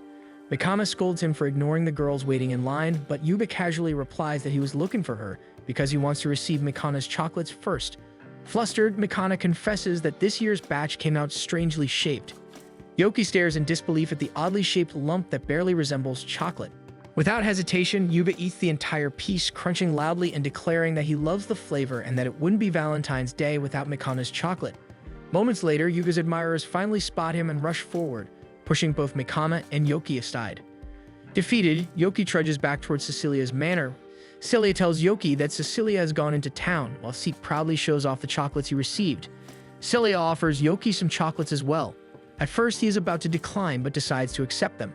Before he can even enjoy a bite, Duke comes rushing toward him with urgent news that Evan's group escaped. Meanwhile, in town, Cecilia is distributing chocolates at the orphanage when a sudden commotion erupts. A massive chocolate golem towers over the streets, controlled by Evan. Evan and the rest loudly declare that they will ruin Valentine's Day. The golem begins absorbing every piece of chocolate in sight. Yuga and Mikana are nearby and demand to know why Evan is targeting the holidays so aggressively. Evan refuses to explain, and the golem attempts to trample him. Soon, Yoki and the others arrive. Yoki instructs the knights to prioritize protecting civilians while he keeps the golem occupied. He dashes across rooftops as the massive creature continues rampaging through town. On a rooftop, Yoki strikes a dramatic pose and announces that they shouldn't try to destroy Valentine's Day just because they're dissatisfied with it. He admits that he once felt similarly and might have even considered something like this if he hadn't known better. Evan and the others mock him, pointing out that even he didn't receive chocolates. Yoki blushes and quickly insists that he did, though he awkwardly adds that they were from a friend's mother. The crowd collectively decides that this somehow makes him even more pathetic. The golem slams its fist into the rooftop, causing Yoki to leap onto its massive body. Using the momentum, he closes in on Evan. While Evan's gang proves easy to dodge, Evan is far more skilled with magic. Evan accuses Yoki of being just like them, someone who has no real hope for Valentine's Day. Yoki argues back that the day isn't over yet and there's still a chance his crush might give him chocolates. That statement enrages Evan. As their magic collides, Evan recalls being rejected on Valentine's Day. The emotional anguish fuels Evan's power, allowing Evan to overpower Yoki and blast him back down into the street. The golem continues absorbing chocolates, including Cecilia's box. Raven rushes forward to strike the creature, but Mikana stops him, afraid that all the collected chocolates will be destroyed. Seeing Cecilia's chocolates taken pushes Yoki over the edge. He demands they give them back as he summons an immense surge of lightning magic. The bolt strikes, and the chocolate golem melts under the overwhelming power. Evan falls from the collapsing mass, but Yuga catches Evan just in time. Upon looking more closely, he realizes that Evan is actually a girl. Evan snaps that girls can hate Valentine's Day too. She confesses that when she was younger, she made chocolates for her crush, but he refused to accept them because she looked like a boy. Since then, no one has accepted her chocolates. Yuga gently tells her that he would gladly accept her chocolates and would be happy as long as they were made sincerely. As Evan begins to blush and develop a crush on Yuga, Yoki feels conflicted, realizing Yuga somehow benefited from all the chaos he just resolved. But before he can sulk, Cecilia approaches him and shyly offers him a box of her chocolates. His friends casually mention that the cookies inside are delicious, which briefly disappoints him since that means they receive some too. However, when he opens his box, he discovers a small cake and a handwritten note with the cookies. His friends quickly confirm that none of them received a cake. And just like that, Valentine's Day becomes unforgettable for Yoki. One day at the guild, Clayman informs Yoki that a new request has come in from the Merchants Guild. According to the details, they are seeking assistance from the Adventurers Guild to investigate a case of missing cargo and possibly capture whoever is responsible. When Yoki hears that the port city is by the sea, his mind instantly drifts into a daydream of Cecilia in beach attire. However, on the day of departure, he is met only by Happiness. Cecilia had declined his invitation, explaining that she must remain in Minerva to attend to important business matters. Happiness bluntly calls him an idiot, and Yoki angrily agrees, admitting that he should have checked Cecilia's schedule before getting his hopes up. As they prepare to leave, Yoki notices feathers strapped around Happiness's waist. She casually explains that they are weapons she crafted from her own feathers. Just then, Raven approaches, surprised to see Happiness there. His embarrassment deepens when he notices that she is wearing the hairpin he once gave her. The coachman announces that they must depart soon, prompting Happiness to climb into the carriage. Raven quietly asks Yoki why she is coming along since this is a dangerous mission. Yoki explains that Happiness possesses incredibly powerful magic that could be valuable for this mission. Raven looks slightly troubled, realizing he didn't know that about her. Yoki reassures him, saying it's natural since Raven hasn't known Happiness very long, so it makes sense that there are still things he doesn't know. The carriage ride is filled with awkward silence between Raven and Happiness that even Yoki is bothered by. Eventually, they arrive at the client's port town. Yoki instructs Raven and Happiness to gather information around the docks while he speaks directly with the client. As he walks away, Yoki smiles to himself, secretly hoping this mission will help Raven and Happiness grow closer. Meanwhile, Happiness attempts to question one of the dock workers. Raven steps in and writes down their specific questions clearly. The dock worker explains that the stolen cargo had been heavily guarded, which makes the disappearance all the more mysterious. Because no evidence was left behind, the higher-ups began suspecting the sailors themselves. Since then, they have been treated unfairly and viewed as potential culprits. Happiness gently assures the man that they will uncover the truth. Relieved, he promises their full cooperation and calls over the other sailors. Soon, Raven and Happiness find themselves surrounded by dock workers, each eagerly sharing what little they know about the theft. Yoki returns shortly after, impressed by the crowd that gathered. Raven steps forward and explains that they've learned that the ships were heavily guarded on the night of the theft, yet no one remembers exactly what happened. Raven states confidently that the crew members are unlikely to be responsible because if they were lying, they would have constructed a far more convincing story. He adds that a few sailors vaguely recall hearing someone singing that evening. Based on that detail, Raven suspects the involvement of a mermaid. At the word mermaid, Yoki lights up with excitement since he has never met one. He loudly calls out to Happiness that they might encounter one. However, the sailors exchange uneasy glances. One sailor nervously steps forward and asks if Yoki's party can take care of the mermaids for them, making Yoki pause and wonder just how dangerous mermaids truly are. A sailor explains that mermaids are infamous for luring ships to their doom. Yoki introduces Raven as the commander of the Clarinus Kingdom's knights and promises they will resolve the mermaid threat. The sailors immediately look relieved upon learning that a knight from the hero's party is present. Later, while sharing a quiet snack with Happiness, Yoki reflects that to most humans, demons and monsters are terrifying by default. Happiness calls him a homebody and reminds him that it's only natural since the Demon King's army waged war against humanity for several years. Raven soon returns to their side and Happiness offers him the snack she had saved. He accepts it and after taking a bite, quietly comments that it's sweet. Raven then informs Yoki that someone has reported seeing a mermaid. While Raven was gathering supplies, a man approached him, claiming that the missing cargo had been found near a cave by the bay just outside the city. However, he also insisted that a mermaid was guarding it. Yoki immediately finds the story suspicious, but Raven states that they still need to confirm it themselves. He tells Happiness to remain in town while he and Yoki investigate. Happiness refuses, so Raven tries to persuade her, explaining that during the Demon King's reign, they failed to save many lives because their enemies were demons. He says it is his duty to protect the people, and that includes protecting her. For a brief moment, a faint smile softens Happiness's expression, but it quickly fades and she calmly refuses again. Without another word, she stands and begins heading toward the bay. Raven looks conflicted about her joining, but Yoki reassures him that Happiness is far stronger than she appears. When they arrive at the cave by the shore, they immediately spot the missing cargo piled near the entrance. Beyond it, there is also a lagoon that leads to the ocean. Raven is the first to notice movement beneath the surface and braces himself. Suddenly, a mermaid, Shiki, bursts from the water and lands gracefully atop a rock. She then opens her mouth to sing. Raven instantly orders them to cover their ears as her enchanting melody fills the air. But Happiness steps forward, uncovering her ears and singing in response. Her voice counters Shiki's song, neutralizing its effects. Seizing the opportunity, Raven lunges forward while Yoki casts a spell to make a path for him. Yoki also summons stones to block Shiki's escape route, and Raven corners her with his blade drawn. With tearful eyes, Shiki desperately pleads with them, claiming that her friend has been captured by humans and begging for help. Raven remains unmoved since he has seen demons feign innocence before. Tears silently stream down Shiki's face as she realizes she can't save herself or her friend. Disappointed by Raven's coldness, Happiness steps between his sword and the mermaid. Raven tries to get her to stand down, but Happiness maintains her protective stance. Neither of them is willing to back down. Sensing the situation spiraling, Yoki urges Raven to lower his weapon.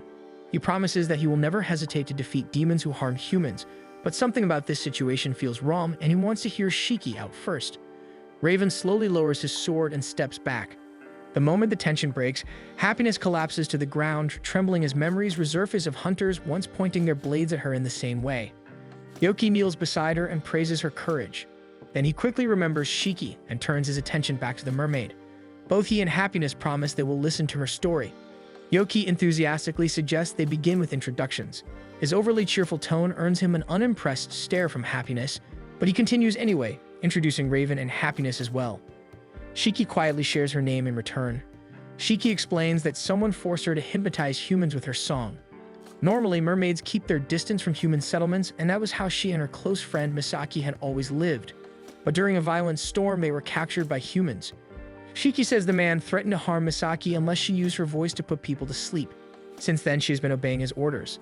With visible guilt, she admits that she was the one who put the ship's crew to sleep the night the cargo was stolen. Yoki feels that she is telling the truth, but Raven sharply warns him not to trust her so easily. Happiness questions why they cannot give Shiki their trust.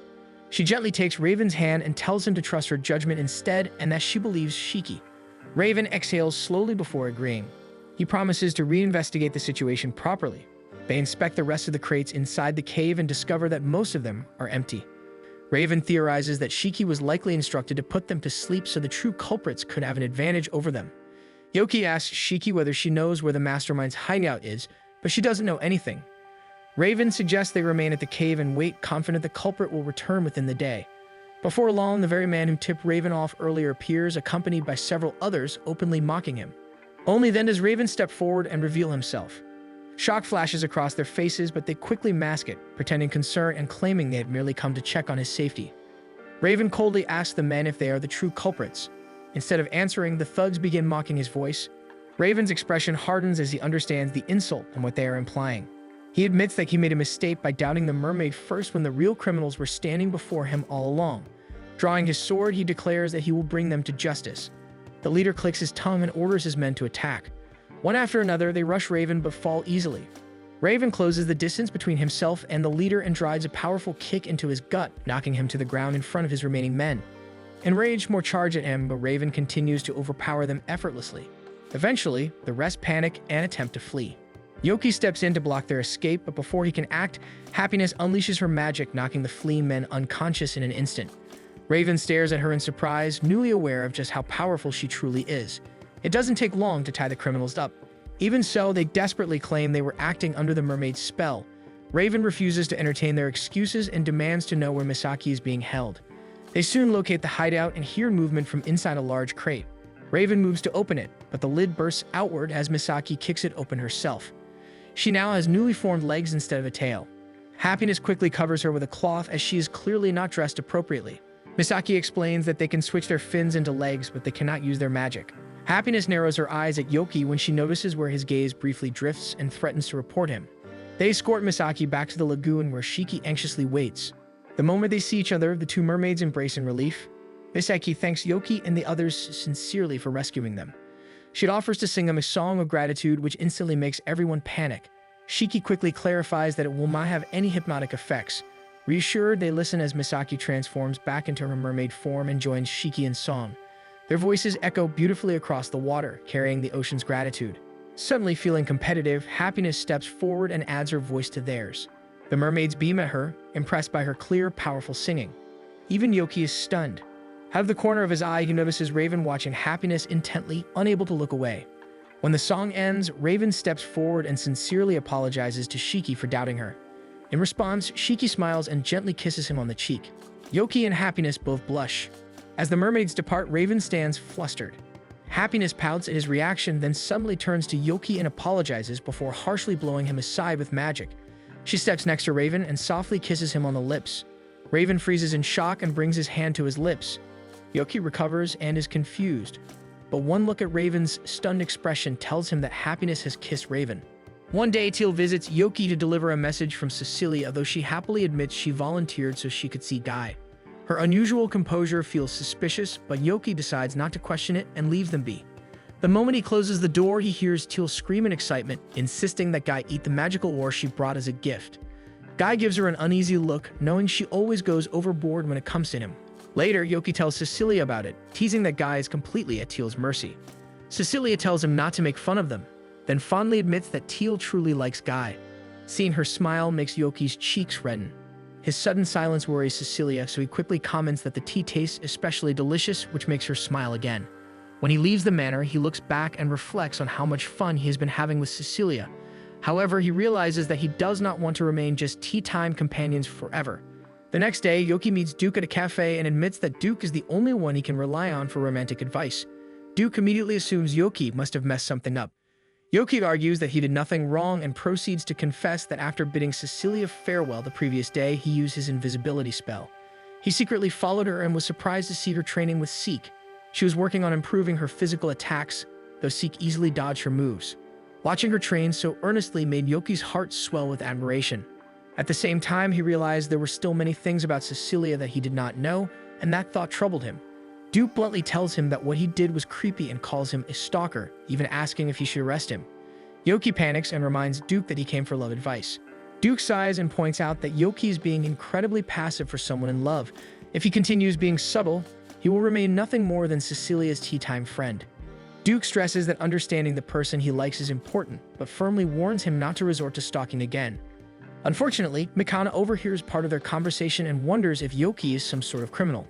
Duke quickly takes the opportunity to leave, telling Mikana to take over as Yoki's confidant since she knows Cecilia better. Soon, Mikana, Raven, and Yoki are seated together, and Yoki begs them to tell him everything they know about Cecilia.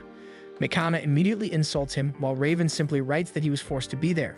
Mikana grows annoyed that Raven continues to communicate through notes instead of speaking. Raven writes back that he only spoke that one time because it was a special circumstance. Refocusing, she decides to help Yoki since he once helped her. She explains that the heroes party essentially exists because of Cecilia. Yoki assumes that it is because she is the healer, but Mikana clarifies that Cecilia manages Yuga's overwhelming fans, calming crowds so the party can properly carry out their duties. Raven adds in writing that Cecilia also handles most of the party's logistics. She organizes plans and ensures everything runs smoothly. Mikana adds that Yuga tries to help but often causes more trouble than assistance. As she continues listing Cecilia's responsibilities, Yoki slowly realizes that Yuga appears almost completely useless. Mikana and Raven exchange a look before Mikana explains that Yuga's mishaps usually end up benefiting others and that his role as the central hero is still important to the group. Raven even nods in agreement. Yoki smiles at how fond they all are of Yuga before realizing they've strayed from the topic. They return to discussing Cecilia. Just as Mikana is about to reveal Cecilia's unique nickname, Cecilia suddenly appears with an ominous aura and remarks that they seem to be enjoying their conversation. Mikana is shocked to see her there and hurriedly explains that she was only sharing fond memories of their party with Yoki. Cecilia smiles ominously and tells Mikana that she would also like to talk about fond memories. She then asks Yoki and Raven if she can borrow Mikana and promptly drags her away. Once the girls leave, Raven apologizes, explaining that he did not want to reveal Cecilia's nickname. Yoki assures him it does not bother him, especially now that he has a better sense of what might trigger her irritation. Raven then invites Yoki to visit a certain place. He brings him to an orphanage and explains that Cecilia frequently does charity work there. The children immediately recognize Raven and run toward him, excitedly calling him the cold-blooded swordsman. One child approaches Yoki and asks if the Holy Mother came with them. Yoki is confused about who that could be as more children gather around, asking about her and whether they will get to eat the sweets she usually brings. To calm their questions, Raven distributes several cupcakes he had prepared. After they leave, Raven explains that he earned his nickname because he never speaks during battle, which gives others the impression that he is cold-blooded. He shares that Yuga is known as the carefree hero, while Mikana has two titles, the Guardian and the Eternal Friend. Yoki pieces everything together and realizes that Cecilia must be the Holy Mother. He wonders why she dislikes the name, but Raven does not elaborate, only stating that Yoki will likely learn the reason someday from her directly. Raven then asks Yoki what he plans to do next. Yoki admits he feels lost and does not know how to grow closer to Cecilia. Raven suggests accepting a request together since that was what brought him and happiness closer. Yoki immediately finds the idea brilliant, imagining it as the perfect opportunity to rescue Cecilia in a dire situation and let romance naturally blossom. Raven merely looks at him, unimpressed by his overly dramatic vision. The next day, Yoki waits patiently for Cecilia to arrive for their quest. Instead, Mikana arrives and informs him that Raven asked her to join the quest as well, since he was called away on another mission. Mikana quickly asks Yoki about his plan to show Cecilia his good side and offers to evaluate his ideas. Yoki explains that their request involves driving out undead spirits from a certain manor. Mikana smiles, noting that it is actually the perfect quest for Cecilia to shine. Yoki is puzzled as he had hoped she would be frightened of the undead, so he could demonstrate how reliable he is by protecting her. After hearing his full plan, Mikana gives him a flat look and rates it poorly. She scolds him for forgetting that Cecilia is a priestess whose specialty is dealing with the undead. With a sigh, she revises the strategy. For the mission, Yoki and Cecilia will lead the attack together while she provides support. Rather than trying to impress Cecilia with flashy heroics, Yoki should focus on building mutual trust in their abilities. Yoki brightens at the suggestion and agrees to follow the plan. Cecilia soon arrives, surprised but pleased to see Mikana joining them. She then reveals that she invited Happiness to participate as well. With the party assembled, they arrive at the front of the haunted mansion. Yoki momentarily forgets the plan and prepares to charge in with Happiness, but Mikana quickly scolds him and reminds him of their agreed roles.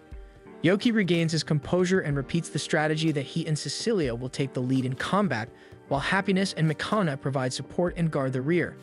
They enter the mansion cautiously. Yoki notices that Cecilia remains completely calm. When the first wave of skeletal soldiers appears, she does not hesitate to unleash her holy magic and swiftly purify them. A much larger wave soon follows. Instead of eliminating them with a decisive strike himself, Yoki uses a spell to gather the undead together, creating the perfect opening for Cecilia to deliver the finishing blow. After the battle, Yoki immediately checks on Cecilia.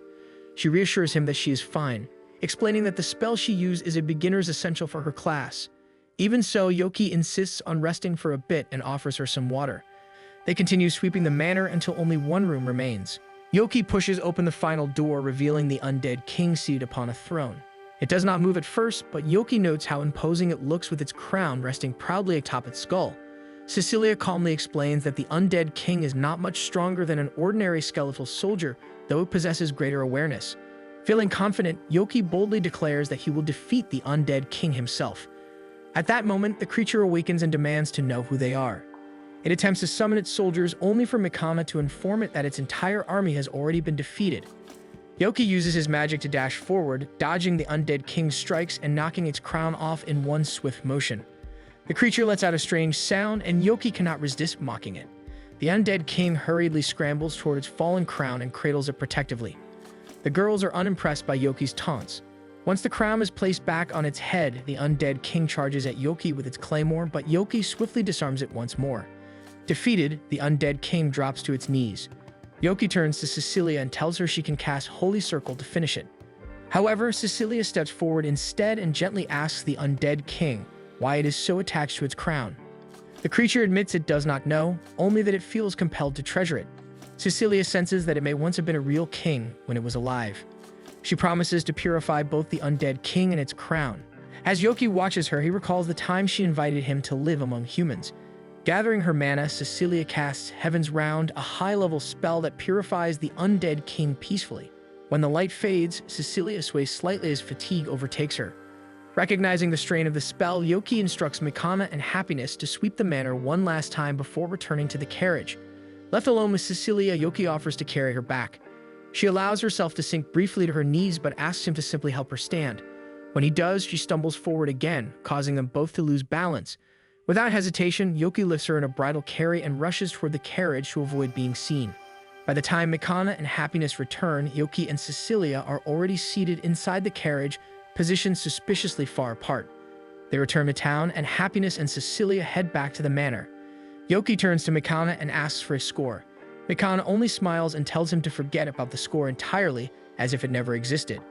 She reassures him that he did well, deliberately not mentioning that she saw him carrying Cecilia earlier. Instead, she tells him to simply continue what he is doing, which leaves Yoki confused. As she walks away, Mikana quietly resolves to work harder herself. The following day, Yoki joins Cecilia for tea. Cecilia admits that she knows about his visit to the orphanage and asks him not to call her by that nickname. Yoki promises he will not, though he remains curious about the reason. Noticing the unease in her expression, he quickly assures her that she does not have to explain. Still, he tells her that he finds the nickname fitting. To him, she resembles a saint, someone always ready to extend her hand to those in need. Hearing that comparison makes Cecilia feel unexpectedly warm, and she decides to share the story behind the name. It turns out that Yuga was the one who came up with it. Since Cecilia was the responsible one in the party, he dubbed her the group's mother and kept calling her mother wherever they went. Yoki bursts into uncontrollable laughter upon hearing the origin of the nickname, much to Cecilia's embarrassment.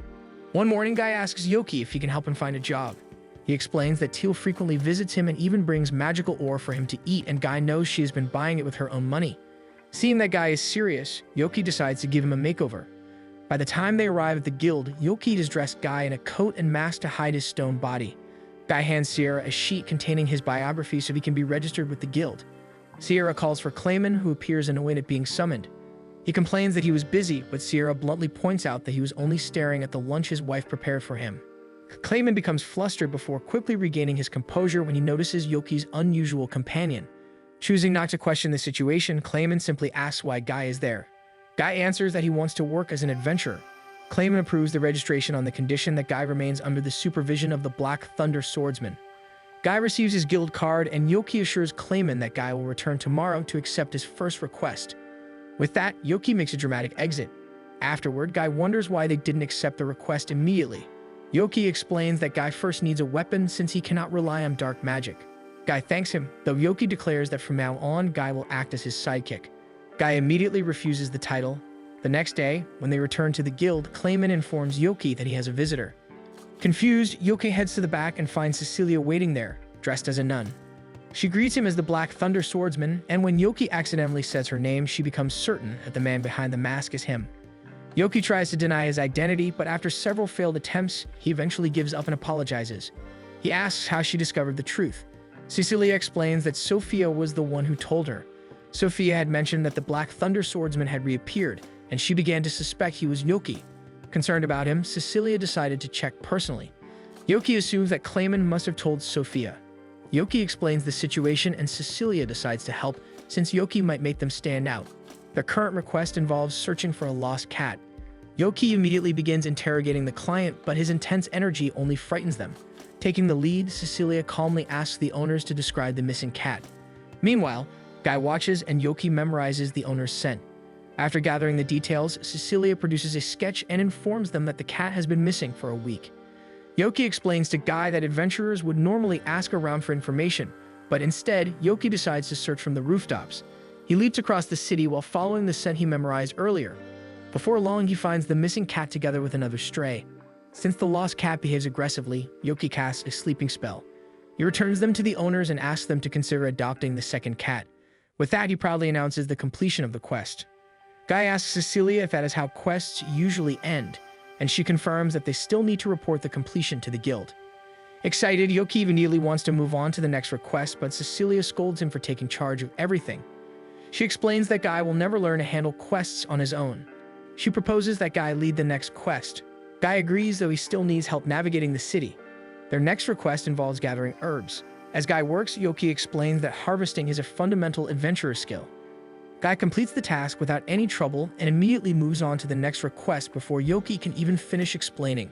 The following quest involves goblin subjugation. Guy surprises them by effortlessly defeating several goblins on his own. Yoki proudly declares it to be the strength of a kept man, which irritates Guy. They return to the guild, where Clayman hands Guy the reward for completing his requests. Guy feels proud of himself.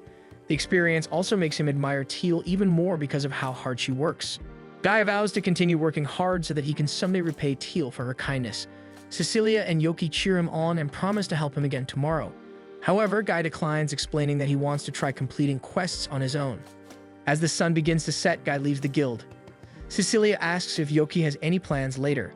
Yoki explains that since he is currently in disguise, he can get an A-rank quest. Cecilia asks to join, which causes Yoki to panic. He quickly tells her that she does not have to come, since she might be busy. Cecilia insists that she is free, though she wonders if Yoki finds her bothersome. Yoki quickly corrects himself and tells her that he would actually be happy to have her. Most of their time together has simply been spent drinking tea. Whenever they handle high-ranking quests, they usually bring a large party. However, Yoki points out that Cecilia is not well equipped for a high-rank quest. A determined look appears in Cecilia's eyes as she asks Yoki to wait for her. Not long after, Cecilia returns wearing proper adventurer's gear along with a hat and glasses to hide her identity. She introduces herself as Cicely, so no one can tell who she is. They begin traveling through the forest while casually discussing the quest.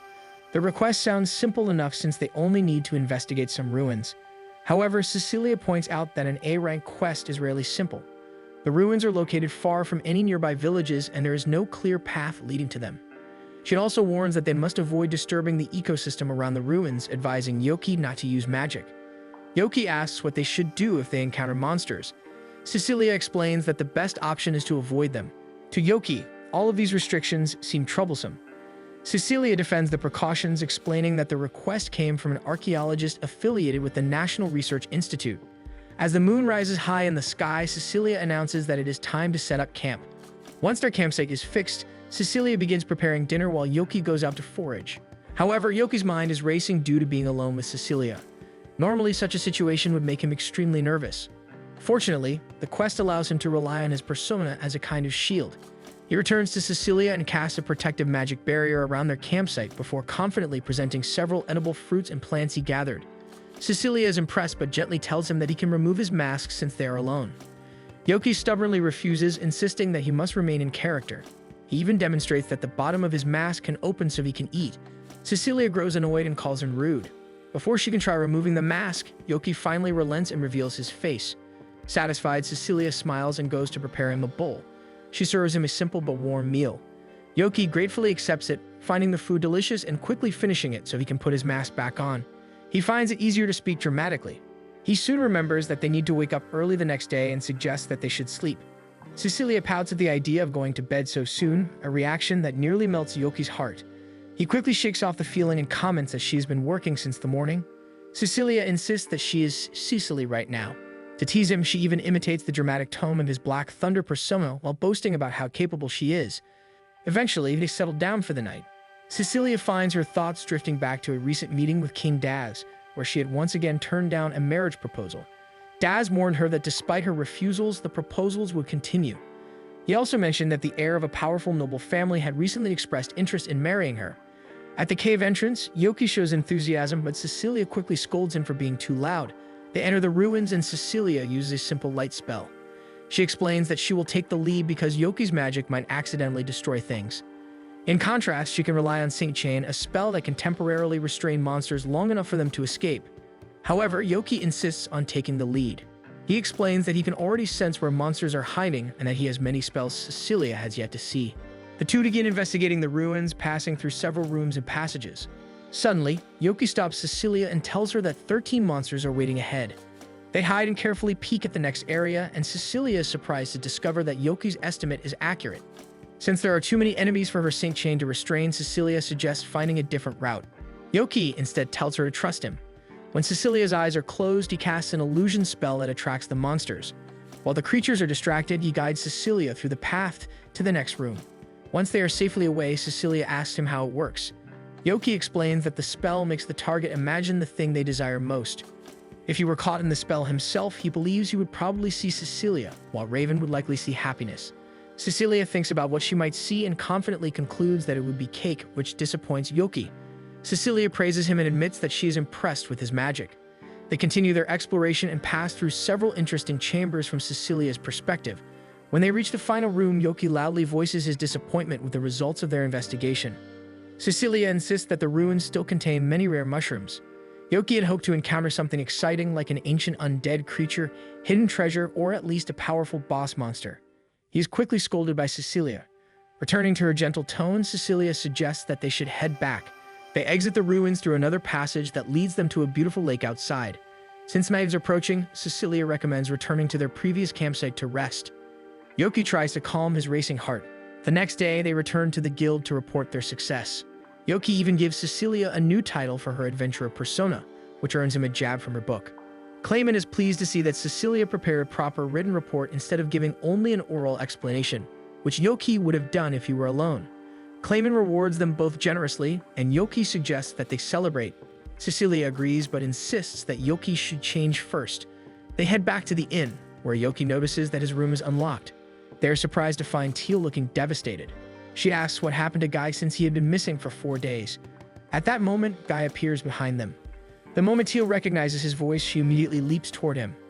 Guy explains that he has officially become an adventurer and has rented a place nearby so he can support himself.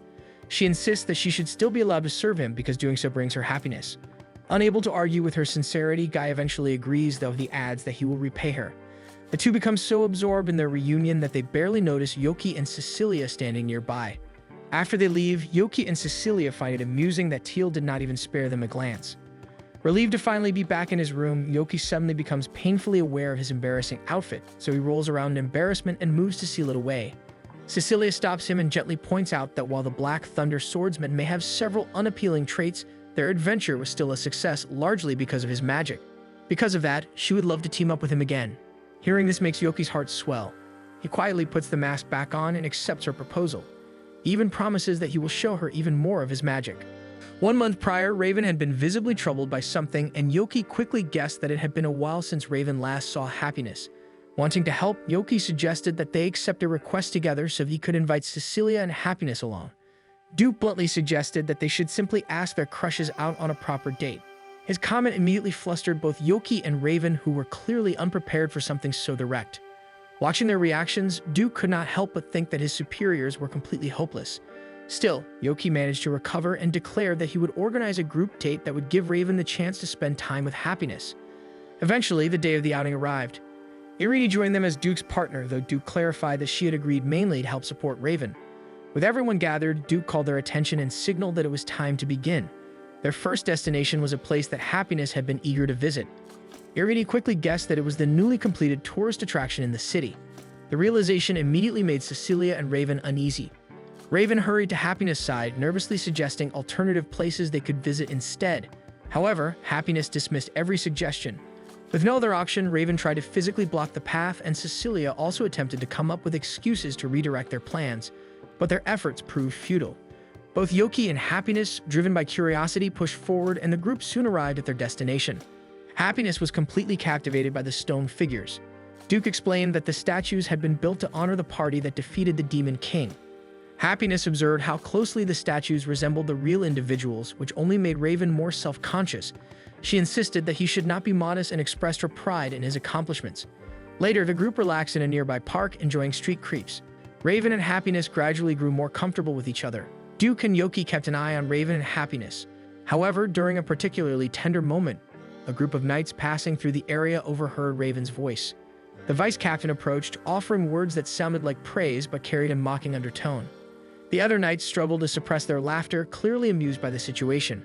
Raven felt himself getting nervous. Sensing his discomfort, Happiness stepped in front of him and firmly called the knights out. Duke also intervened, calmly explaining that Raven was simply enjoying his day off.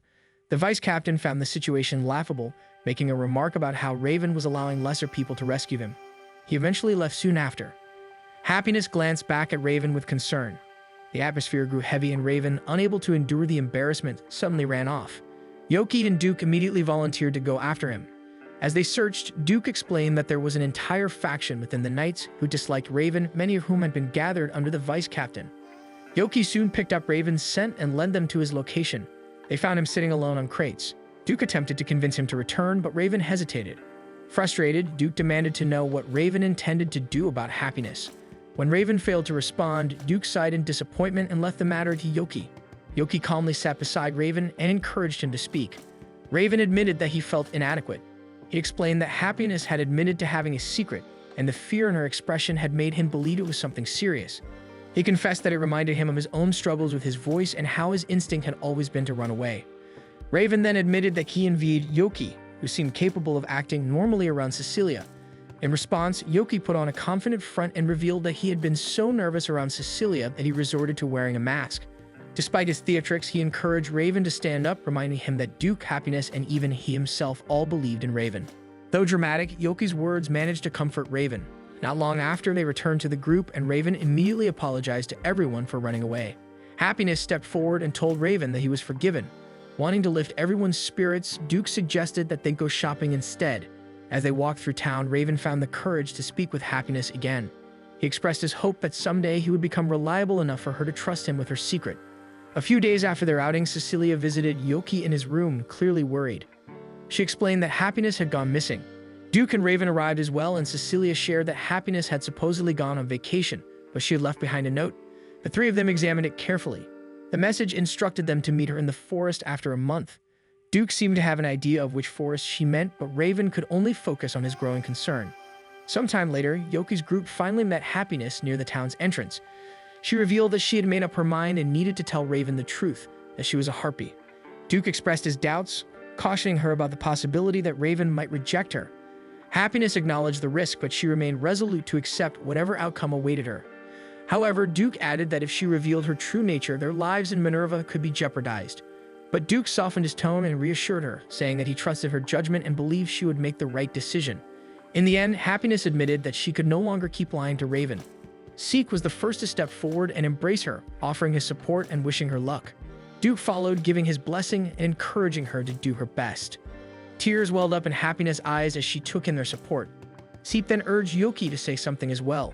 Yoki simply told her that Duke and Seek had already said everything he wanted to say. Though Happiness initially pretended to be disappointed, she soon smiled and thanked him sincerely. Later that afternoon, Raven returned to the Knights' headquarters, where he was immediately met by the vice captain and several other knights. The vice captain greeted him casually, but Raven firmly responded, reminding him of his proper rank.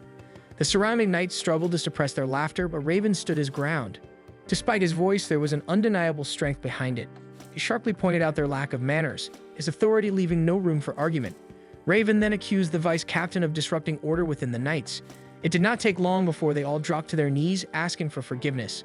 Raven wrote that it was fine before calmly proceeding inside. Currently, a month has passed, and Cecilia and Yoki talk about how it is almost time for Happiness to meet Raven. After Yoki leaves, Celia approaches Cecilia, her curiosity evident as she asks whether Cecilia has told Yoki of the marriage interview. Cecilia admits that she is not, explaining that she does not want to worry him any further. She insists that she fully intends to reject the proposal as soon as she meets the man.